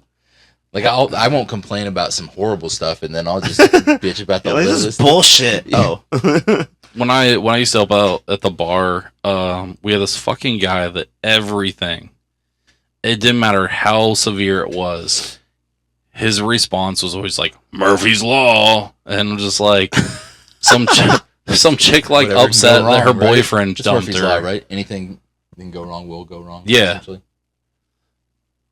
But it was like every fucking thing. It was just like, that was his answer. But have you ever made a New Year's resolution that lasted less than a week? I've never made a New Year's resolution. Yeah. I mean, I've done plenty of the I'm never drinking again and then was back out the next day. Well, but you know, I don't drink, so it's like, I guess mine are like, next year I'm not picking up these assholes. Like, yeah. Like I'm not ending up in the ER all night taking care of somebody. You do resolutions, Ray? I mean, I've done a resolution and I've stuck with it like the whole year, but like, it wasn't really a big deal. It was kind of like, hey, no soda for this year. Okay, no soda. I mean, like I don't know. I feel like free will, like just having a strong will, is not that difficult to come up with. That's what my life has always been. It's always been like, I'm gonna do exactly what I want, and if I want to do it, I'm gonna do it. And then I'm like, and you were too sick to make choices about most of your life, and now you're back to like food. That's my fucking week because I spent years working at a restaurant. So like, I mean. Whereas, like, I can sit there and I don't get time really to work out, but I stay active enough that, like, I don't get how people, like, serve food and not taste it. Like, when I'm at home and I'm cooking, I'm just like... You gotta try it. Dude, a lot of times when it comes time to eat, I'm not even fucking hungry. Yeah, and then I'm like, I tasted it. Like, I'm good. I don't need to eat, because... You've been munching on it the whole time. Yeah. Yeah. Have you ever fallen for a scam? Huh. Yes. Yeah, I have. Marriage and 4 kids. Well played. I got scammed by a dude on eBay one time. He bought a pair of shoes for me for $400, and then that's a lot of money for a shoe. Yeah. You wouldn't believe. I'll show you later. But this dude bought a pair of shoes for $400, and he bought it through PayPal on eBay. Yeah. And then he had his mom declare that it was fraud. Oh, fuck. And then, like, she was like, when I finally found her information, she was a professor at a college down in Florida, and English is a second language, and I found her name by searching the internet endlessly, because when you have nothing to do, you have time for that. And I got a hold of her, and she was like, we're going to call the cops on you if you don't leave us alone. I'm like, how do you think that story's going to go? Yeah. Listen, let's go. We have an interstate fraud system going, and this guy doesn't like it. Can you please stop it? Like you ever seen that deal where like people call the cops when like someone sells them fake like drugs or he something. stole Like, my meth pipe. Yeah. And they're like, Just like- what? Okay, well, where is this meth pipe? Does he have it right now? Yeah, I used it the other day. So I got scammed by that. I mean, I don't know how you could see that coming, but Yeah. I started doing I tried to do like freelance graphic design for a while, and I got this one gig that was posted on Indeed. So I thought it was like Okay. real legit, you know? Well, it comes to find out they post on like every website. So what it was they're like, "Hey, you're going to design for this medical poster, and it's going to be talking about like how to come back after school and like fight COVID from school, like how to wash your hands and stuff like that." okay. It's like, oh, That cool, sounds super legitimate. simple, yeah. It's like I can make some infographics, yeah, let's do that. So I made that, and then they're like, "We're going to pay you 13 grand because we got like 2 different projects to do, Sold. and it's 6 grand for each one." And I'm like, okay. I was like, well, that doesn't add up to 13, but okay. Pay me 13 grand. And then they're like, "Hey, the client canceled the second part, and we need you to return like part of that pay." And part of me was like, "No, go fuck yourself." And then the other part of me was like, "I don't want to lose like my first Your job. like as a Your freelance." Yeah, I was like, I don't want to get bad rep on this. And they were like, "We really need that money back." And I'm like, fuck. So I like started sending them, it's like 2,000 here because that's as much as my bank would let me send. It's like 2,000. Okay, another 2,000. And then my bank's like, "Stop." It like wouldn't let me do it anymore. And I was like, "What the fuck?" And I was like, "Well, I can't do it anymore." And then I like look it up, and I'm like, "Oh fuck." I'm like, "I think this is a fucking scam." That sucks, And then I look into it, and I called the cops and everything. I was like, "Yeah, I'm pretty sure I got scammed." They're like, "Yep, that's happened." They're That's like, a pretty intricate they're like, scam. Like they usually target like Yeah. a pretty wide base with Yeah. scams, not like well, and they do it. So what they do is they mail you a check, and it's a fake check, and it doesn't clear your bank till like after a certain number of days. Then your bank's like, "Hey, that was a fraudulent check." Whereas if I would have like taken that $13,000 check to like Walmart, been like, "Hey, cash this for me right now," they would have been like, can't do that." I should have just been like gone up to my bank and been like, "Yo, cash this, just cash." immediately, just And straight up. cash immediately, and then they're like, Just "Okay, casino it. Just yeah, like, I it's want it. casino Yeah, it." but if you cash it though at That's your like bank, isn't it like Yeah. fraud? at it that still point? bounce back on you. Does it bounce back on Yep. your account? Fuck. So okay, now I know. Yeah. Take it to a separate bank and just have them cash it. Most- then 90 it's like I keep the cash. If it's over like $150, I always take it to their bank if I can, and yeah, if not, then I don't touch the fucking amount that I put in until like 7 to 10 days after to make sure. no that it joke. clears. It Yeah. looked so legit because it even had like a company name Mhm. and it had like Chase Bank, the company name, and I was like, "What the fuck?" And I was like, "Yeah, it looks like a real check." That's like it's probably straight up someone who used to be highly intelligent Yeah. and used to do something like that. They got into drugs and And they're they like, probably I just- know how to. They know how to do that shit now. Yeah, because that is super. Like I've heard about certain scams and whatnot, and it's not usually that targeted. Yeah. It's a lot of effort. Yeah. I mean, And- setting up an online ad on Indeed and Like you shit, can scam like the a lot fuck. of people that aren't that intelligent or old Yeah. people, whatever, out of stuff pretty quickly. Yeah. Well, I looked into it on Reddit, and Reddit was like all over it. They're like, "Yeah, dude, this is a total scam. Like, this happened to me twice." I was like, "What the fuck? It happened to you twice? What?" Twice. It's like Once, 2 different I companies. get it. Yeah. It's like, oh, okay. It's like, well, what the fuck? How did it happen to you twice? I like you have to be on drugs to lower your like guilt. He's level. like, no. Yeah, He's like, no. They didn't pay me. I didn't pay them on the second time. I was like, oh. okay. It's like, Uh, but they little still try to different. get the money from you. Are you high maintenance in a relationship? Depends on the relationship. Yeah, and define Yeah, high I maintenance. am. Like I as need far my as balls tickled. No. I want the works. Every 5 minutes, damn it! Come on, get underneath the table. Yeah, I mean, totally depends on what like a friendship. No, Like, not at all. well, and it also depends on like what are you like needy as far as like material goods? Like, no, not really. But Yeah. as far as like Bro, just needs to be communication, reciprocal. Don't like, get me shit. I don't give a fuck. It needs Like, to be reciprocal. Like however you treat them, You get it. You get it back. If I'm putting in this much, I expect that much back. No matter what I don't want to have like a dead conversation where it's like, "Hey, bro, today I did this," and then they're just like, cool, whatever, man. You're like, what the fuck are you doing? Are you thinking about something? What? It's like, no, nothing. If you're listening to them, what the fuck are you? Oh man, I'm out of here. Yeah, it's like, what is the point? Like, why the fuck am I here? I've had times where like I'll tell people, I'm like, it is literally straight up less rude to tell me I don't give a fuck what you're saying right now. Yeah. Just say I don't give a fuck. Just be like, I don't give a fuck about this. Just don't talk. Rather than act like you're listening. That is literally less rude. Like most people will probably see that as like extremely rude, and I will see that as like, well, at least he's honest. Well, at least he's honest and doesn't want to talk. Okay, and deal with it. Yeah. Did you lose your virginity before your 16th birthday? Fuck yeah. I was around my. I think I was 15. Yeah, I was 15. Couches don't count, Ray. Oh my god. You're like, that was one time. It wasn't one time.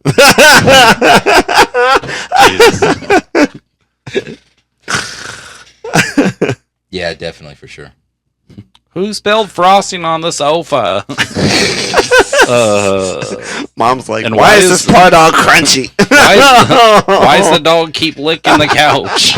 Why does the dog keep sniffing this part of the couch? I had a friend that you know of that we've spoken of that would get drunk and like we'd be like, you know, like somebody has the house themselves and like it's like everybody kind of passes out in a different place, you know. There's like one couch here, there's like a spare bedroom there, there's like a king bed, two people like take that. It's almost completely random. Yeah. And like this dude would just straight up like wait until everyone to sleep and like jerk off behind the couch. But I'm not saying like it was like there was a foot behind it. I'm just saying like behind it on the floor. Like it was just like an open area. I'm like, why did you choose that? What They're the like, fuck? why didn't you just go to the bathroom or outside or like I don't know, wait till tomorrow or like and like it's gotta happen now. I'll tell you off air a little more about that. But I mean, literally just go in the fucking bathroom and grab a wad of toilet paper, a fucking dirty towel, whatever the fuck. You're not impressing anybody with how long it takes. Just get it done and go to sleep. So like completely, or just go to sleep, whichever.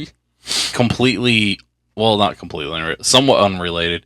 I wrote up like a synopsis for a kind of like Family Guy style TV series, where a dude is kind of like he's kind of like a lame ass, and he lives in an apartment complex, and the guy that lives down below him gives him a bunch of clothes, asks him to donate them. And this guy is fucking crazy, always says that he's a fucking wizard and shit like that, and everyone's like, yeah, what the fuck ever.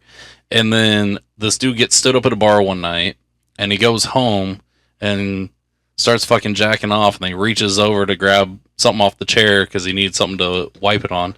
Ends up being a fucking sock that was the wizard's. Fucking jacks off in it, and he wakes up in the morning and his fucking crusty sock's alive. He just impregnated this sock. Yeah. And this fucking sock's alive and his like fucking love child in the morning, and it's just basically like him navigating the sock through life, and then like the wizard's like the fucking grandpa. That's crazy. Like illegitimate grandpa then. That is nuts. And yeah. That would be funny though. You're talking animated, right? Yeah. Like we can't put that like I mean we could. Would you accept $500,000, but every time you speak, you have to rub your nipples? Yeah. Shit. I don't give a fuck. Done. Let's go. Guys, this is a very serious topic right now. My dad has cancer, and I don't know. I was molested when I was 9, and it makes me sick to my stomach. $500K, motherfucker. It's like, yeah, that's a no-brainer on that one, man. When I lived in Pittsburgh, after I got sick and stuff, it's like everyone moved away because everyone graduated that I knew pretty much. So I'm living down in Pittsburgh, and I realized I spent 4 months. I didn't speak to anybody. It was nice. I just lived on. I was like playing God of War video games and just like making my own food and hitting the gym and stuff. And I realized it because I went to finally like flip a pair of shoes and sell them, and I had to like talk to them, and I was like, when is the last time I actually? You're like, have I interacted with anyone in like a while? Like I texted, but like actually like using my voice. Yeah. Besides like, you know, going nuts because I have rage issues and like the video game screws you over. You just like throwing shit. You're fucking bullshit. Yeah, bullshit. You know that was a bullshit move. I had that beat. That's on you. That's not me. That's your fuck up. Besides that, like I didn't actually like speak to anybody, and it was like, yeah. So that's $500K for 4 months. So I mean, how long are we talking here for a time frame? Like forever? I don't know. So it's just every time you, it doesn't Like doesn't you're say. married, that'd be a little easier. Your wife's like, hell yeah, $500K. You can rub your nipples when you talk to me in the morning. But like, Yeah. like a single dude like me's got to like go to the bar Yeah, and like it's talk like, to a girl and be like, "What's hey, your name?" what's- That's not gonna what's your fly. name? That's not gonna fly. Yeah, And she's like, "What the fuck are you doing?" Yeah. because I can find enough They're like, stuff. I have to do this. I'm sorry. Like I do a lot of my communicating for Sure. work. Be like, it's, Thank you. it's a medical condition. I'm sorry, I can't do it. You just do it like this, like you're like almost like you're scratching, just overdo it a little bit. Yeah. And like sorry, like You ever seen that do laundry that detergent. South Park episode where all the parents get into like they call it murder porn. It's like Oh my god. it's like a true crime, but they Yeah. like sexualize it like a whole bunch. Yeah. And so all the kids get like parental controls on their parents like TVs, and the parents go down to like the cable people and try and get them to fix it, and the cable people have these like pockets on their shirt. And so they just keep like screwing them over and running them through different scenarios. And while they do it, they like it's like Velcro pockets. They take them out and like while they're talking to them, they like dead eye them. And it's Oh like, my god. like, they just get off on like treating you terribly, Jesus. running you through the maze. So like yeah, those people would definitely take $500K. Have you ever taken home a souvenir after a one night stand? No, I've only had one night stand. Like all my relationships one night of stand. like hook up once and you're done. But hook up. How far are we going? Like I don't know, like all the way. I guess I don't know. then no. No. Right? The do not remove under perjury tag Oh on my the couch God. cushion doesn't count. Yeah, I don't think I had. I've took had that thing one before. I've had one night stand, and it was just kind of like I tried to make feelings happen, and they didn't, and we just didn't even talk anymore after. I've had souvenirs for And then through, you like, took her less couch. than a one-night stand. What's that? I've had souvenirs from less than a one night stand Mhm. and more, but nah, I'm not really a one night stand guy. I mean, I'm Yeah. sober all the time. Like that changes the game. Yeah, like I'm Do alright. Like, STDs count? No. clap on. Oh. Have you ever been punched in the face more times than I'd like to count? And it's been a Oh, I while. thought you were continuing the question. Then No. I was like, how many is that? Like, Oh, yeah, more times than I'd like to. Like a lot. like we talked about. Yeah. I don't think I'd be able to take a hit now. It's been so long. I'd be like, Yeah, I definitely. I used to practice taekwondo with Like you spar. well I did it as a class at KU, and there was literally Army Rangers there. That's not fun. That's not fucking fun. No. Bro, they're like, okay, we're gonna go 20%. I'm like, the fuck was that full percent? Like, you kicked me in the fucking chin. I think my neck is broken. What What the do fuck? you do? What do you do for a living? I hunt individuals. They're like, oh, I'm an Army Ranger. Oh, I'm a sergeant in the Army Rangers. ROTC. I'm like, what the fuck is I going have- on right now? I have a very particular set of skills. Skills. Like, hold on a second. Like, If you want money. Yeah, I had a red Dude, belt. it happens.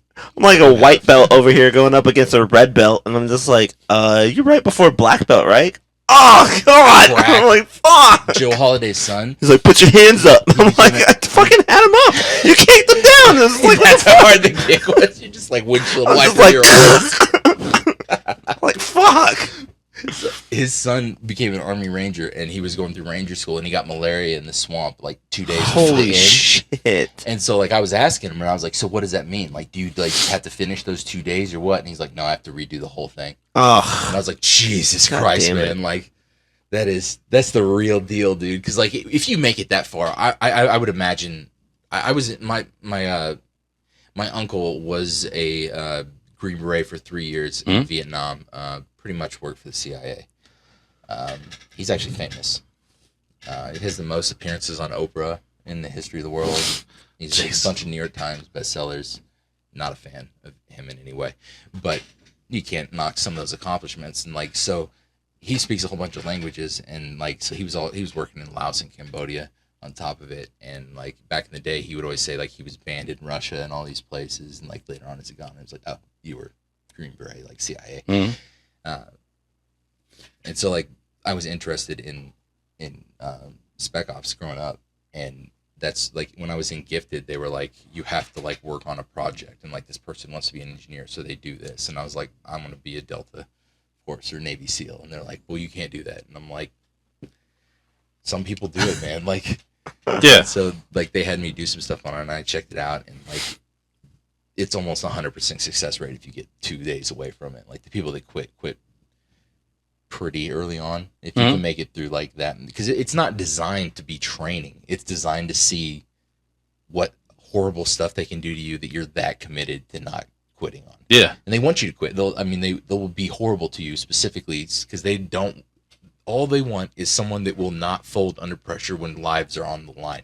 Dude, do you think that's what your crazy ass baseball coach tried to do to you? Yeah, absolutely.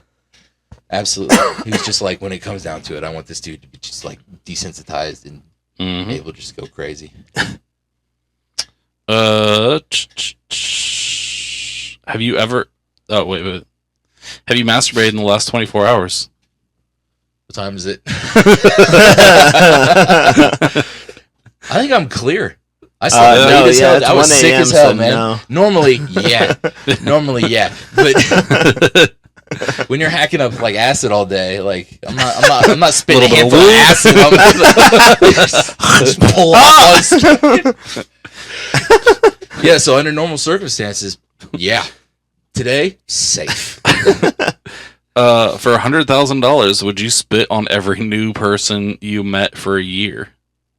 I don't mean to do it secretly. Yeah, but I don't. Dude, if I show up to that baseball game, I'm just hawking loogies on every kid. $100K is not enough to explain to that many parents. Like I can probably take most of their parents at this point. They're like, "What the fuck?" That wouldn't cover great the job. Acid, by the way. We're still doing that story. That wouldn't cover the first lawsuit, man. Yeah, like it would. I mean, that's technically bodily assault, or it's assault with bodily fluids. Yeah, it's. Have you ever participated in or watched an orgy, other than on video? No. Nope. Okay, so define orgy. I think it has to be more than like group of people? more than a threesome. Yeah, more than 3 or 4, I'd say. Yeah, then no. Like I've seen like 3 chicks go at it before. I wasn't involved, but I watched it. You're like, I watched intently. Like, you know, that was. Like, I was there on purpose.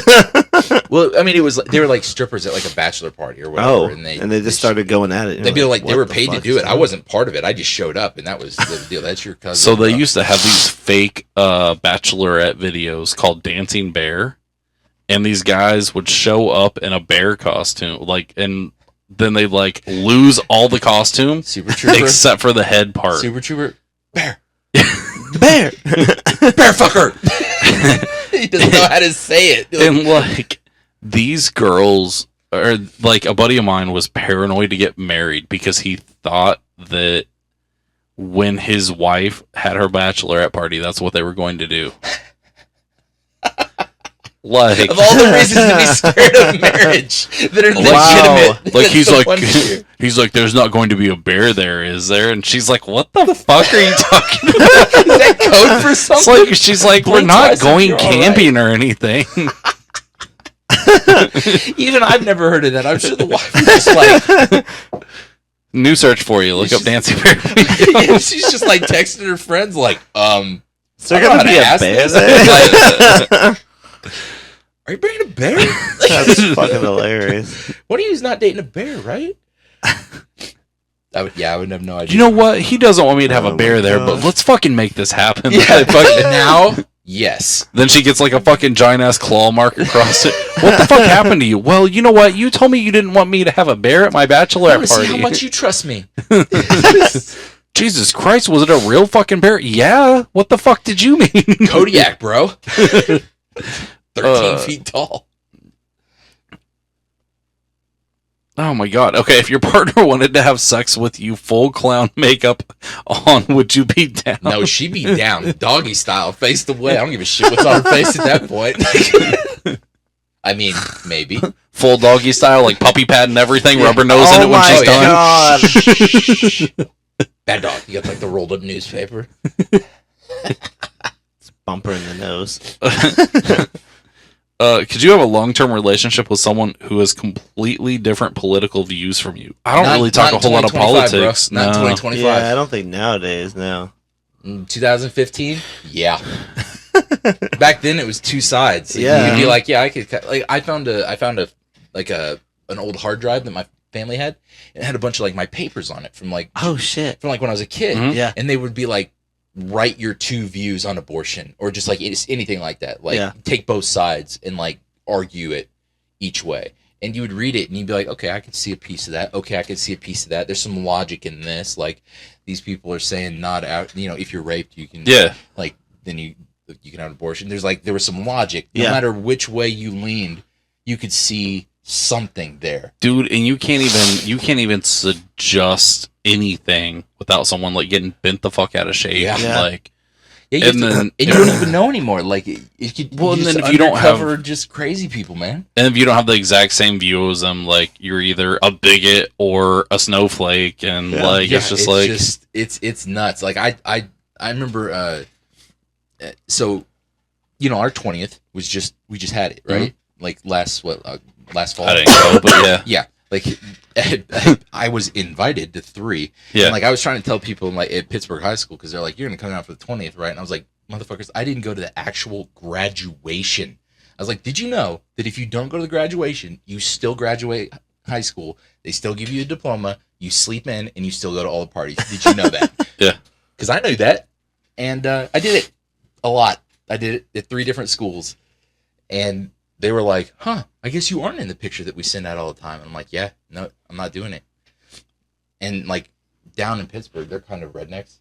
Mm-hmm. And they were like, I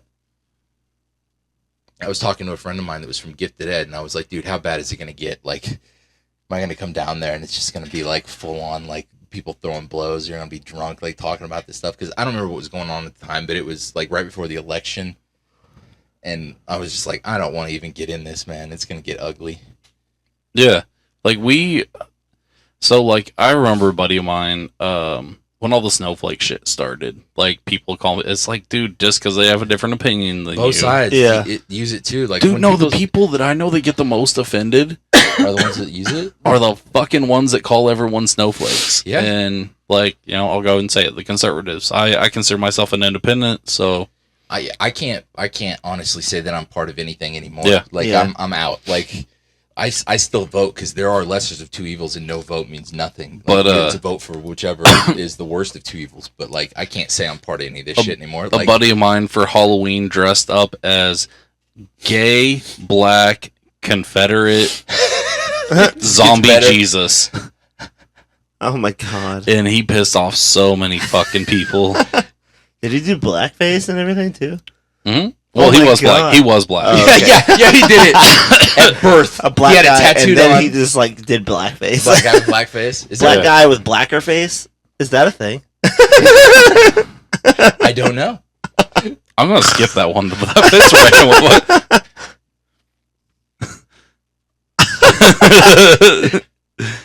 You ever seen the what's his name? Oh, how am I blanking on his name? He's so funny. Oh, come on. He's like super tall. He's got a little mustache. He's stand-up comedian. He's kind of fat. He's pretty. Shane Gillis. Oh, you know who you're talking about. He's like, racism's like being hungry. You're not racist now, but if a cheeseburger cuts you off in traffic, you might be hungry all of a sudden. Have you ever shoplifted? No. I did when I was a kid. I was at the fucking store with my mom, and I saw something that said sugar free. Well, I saw the word free, and I was like, oh. It's like some sugar free gum, and yeah. I think you get a pass on that one, man. Yeah. It's not full on. Like, Oh man, my fucking parents. doesn't everyone know somebody, like some girl from high school or college that like went like klepto? Yeah. Started stealing, like, Yeah. little She's stuff, like, I stole this sweater. It's like, what the fuck? What? Like, why? Aren't you rich? Yeah, Like, aren't your parents like loaded? What the? Why?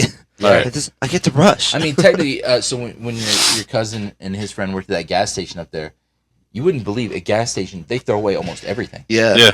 And so when I was up there, that was the year I took off from college. And so I'm paying for myself, you know? And so when you have surgery, your income is nothing. Yeah. And so what I'm eating is nothing.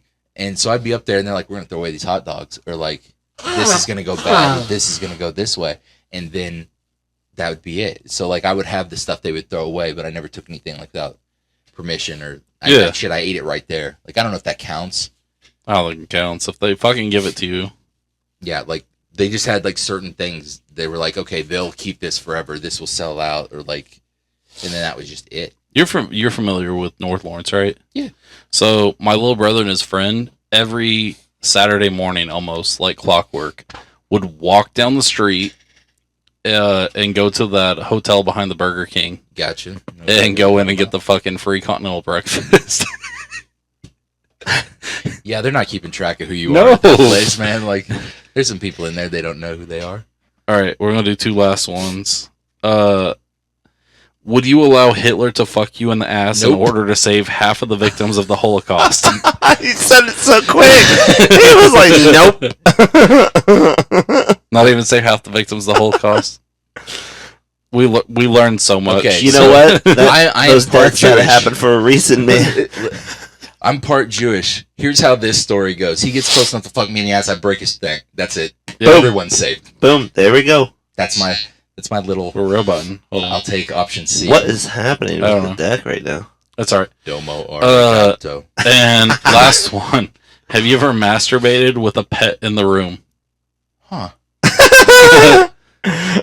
I think one time my cat walked in and was like, "Oh, no." What is that guy? Oh, why is his tail backwards? What the fuck? This walks out. It's like, you're not this flexible? I had a fucking cat tap my balls from behind.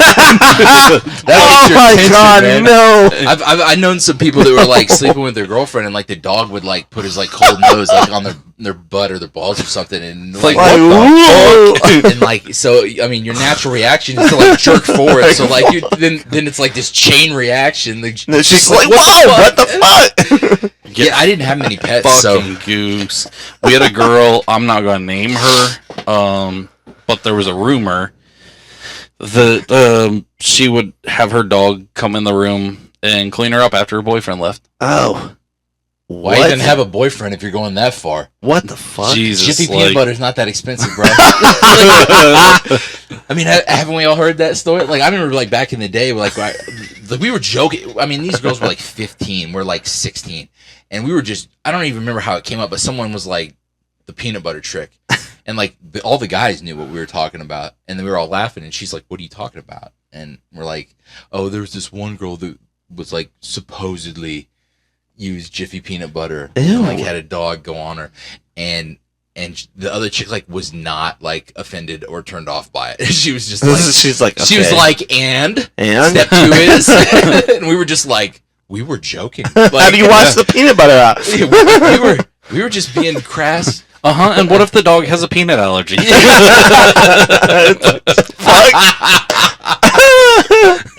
My Shih Tzu's allergic. How do you explain that one to the vet? Use Nutella, it's fine. Jesus Christ. So I put Jiffy peanut butter. It turns out I think they're allergic. I have some bad news for you. I think I found out accidentally that your dog is allergic to peanut butter. There's a dude, I think his name is Anthony Jeselnik. I watch a lot of stand-up comedy. And he does these hilarious... He tells these stories, and then a lot of other comedians say they really like it because they come up with their own, like, punchline, too. Mm-hmm. Yeah. And so they'll say... So he'll have, like, this setup, and then he's like, I have this friend, and... He said he has a dog, and he puts peanut butter all over his body, and he has the dog lick it off. And he's like, listen, man, you gotta get a girlfriend. I'll trade you mine for the dog. He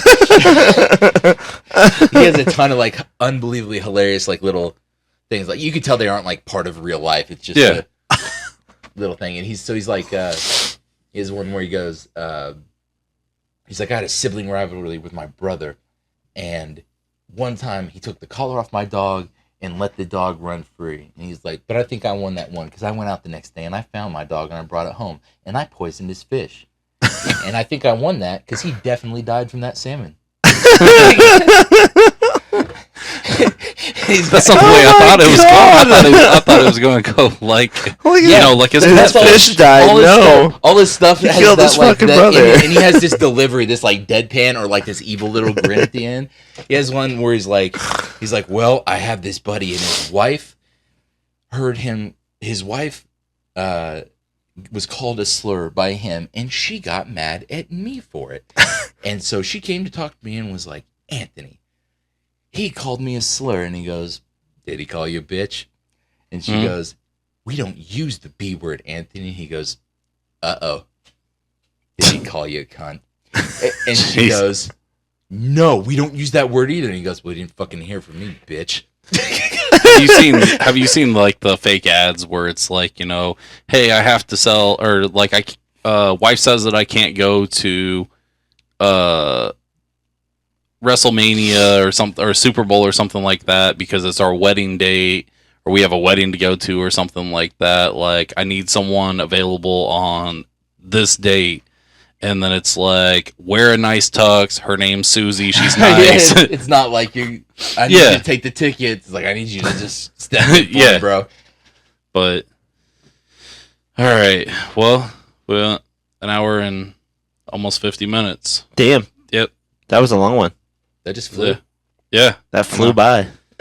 We could do that forever. Yeah. But, well, yeah, have you on as often as we can, and I think I see, and we've been talking about, it's just hard to get like 3 people together. Yeah. A lot. Scheduling. Yeah. And so like we've been trying to figure out a third person for a while. So, I mean, yeah, if anytime that you want on that we're going to record. I mean, it's a long trek. I know. But uphill both ways in the snow barefoot. I could throw a football left-handed from here to the house. Yeah, I mean, like, so you know where Quell Run is? Mm-hmm.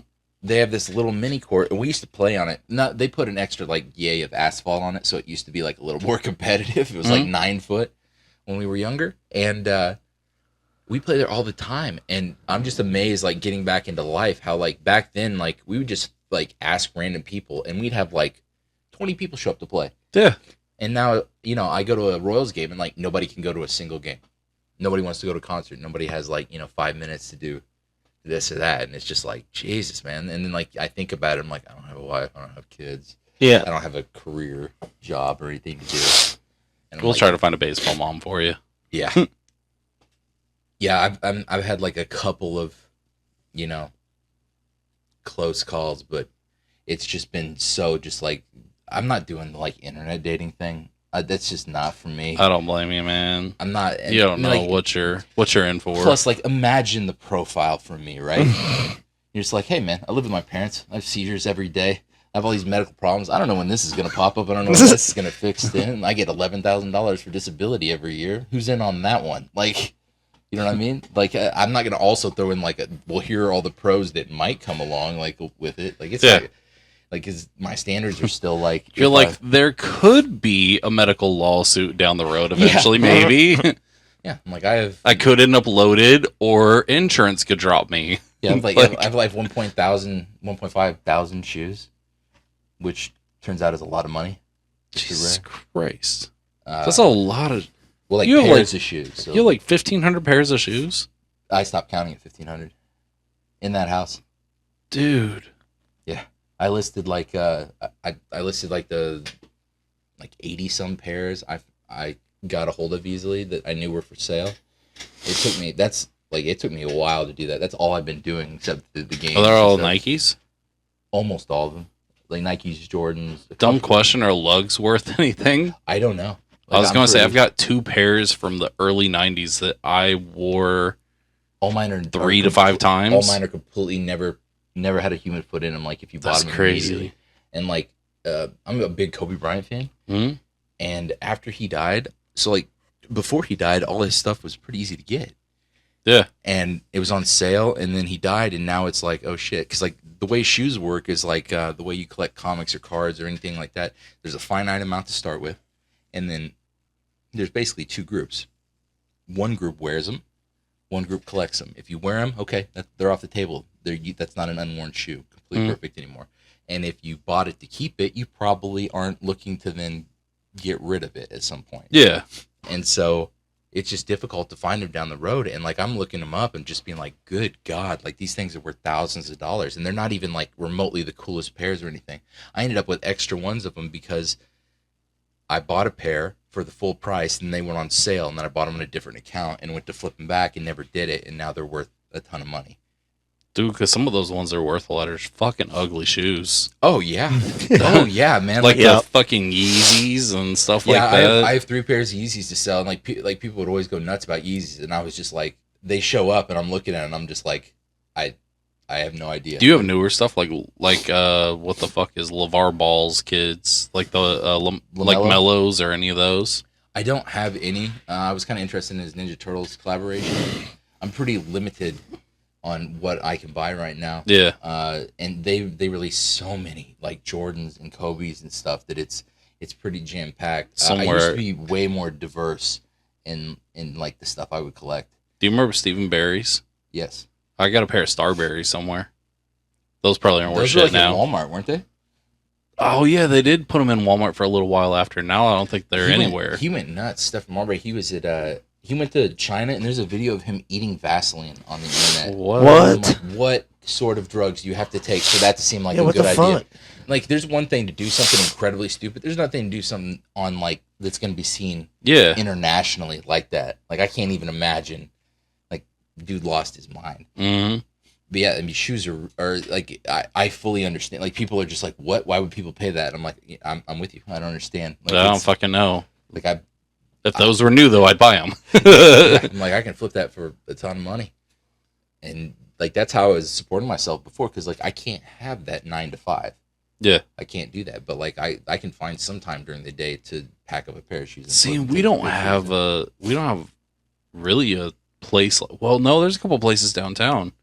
Yeah, back when Roy Williams was still here, they were. So Roy Williams was Jordan's assistant coach at North Carolina.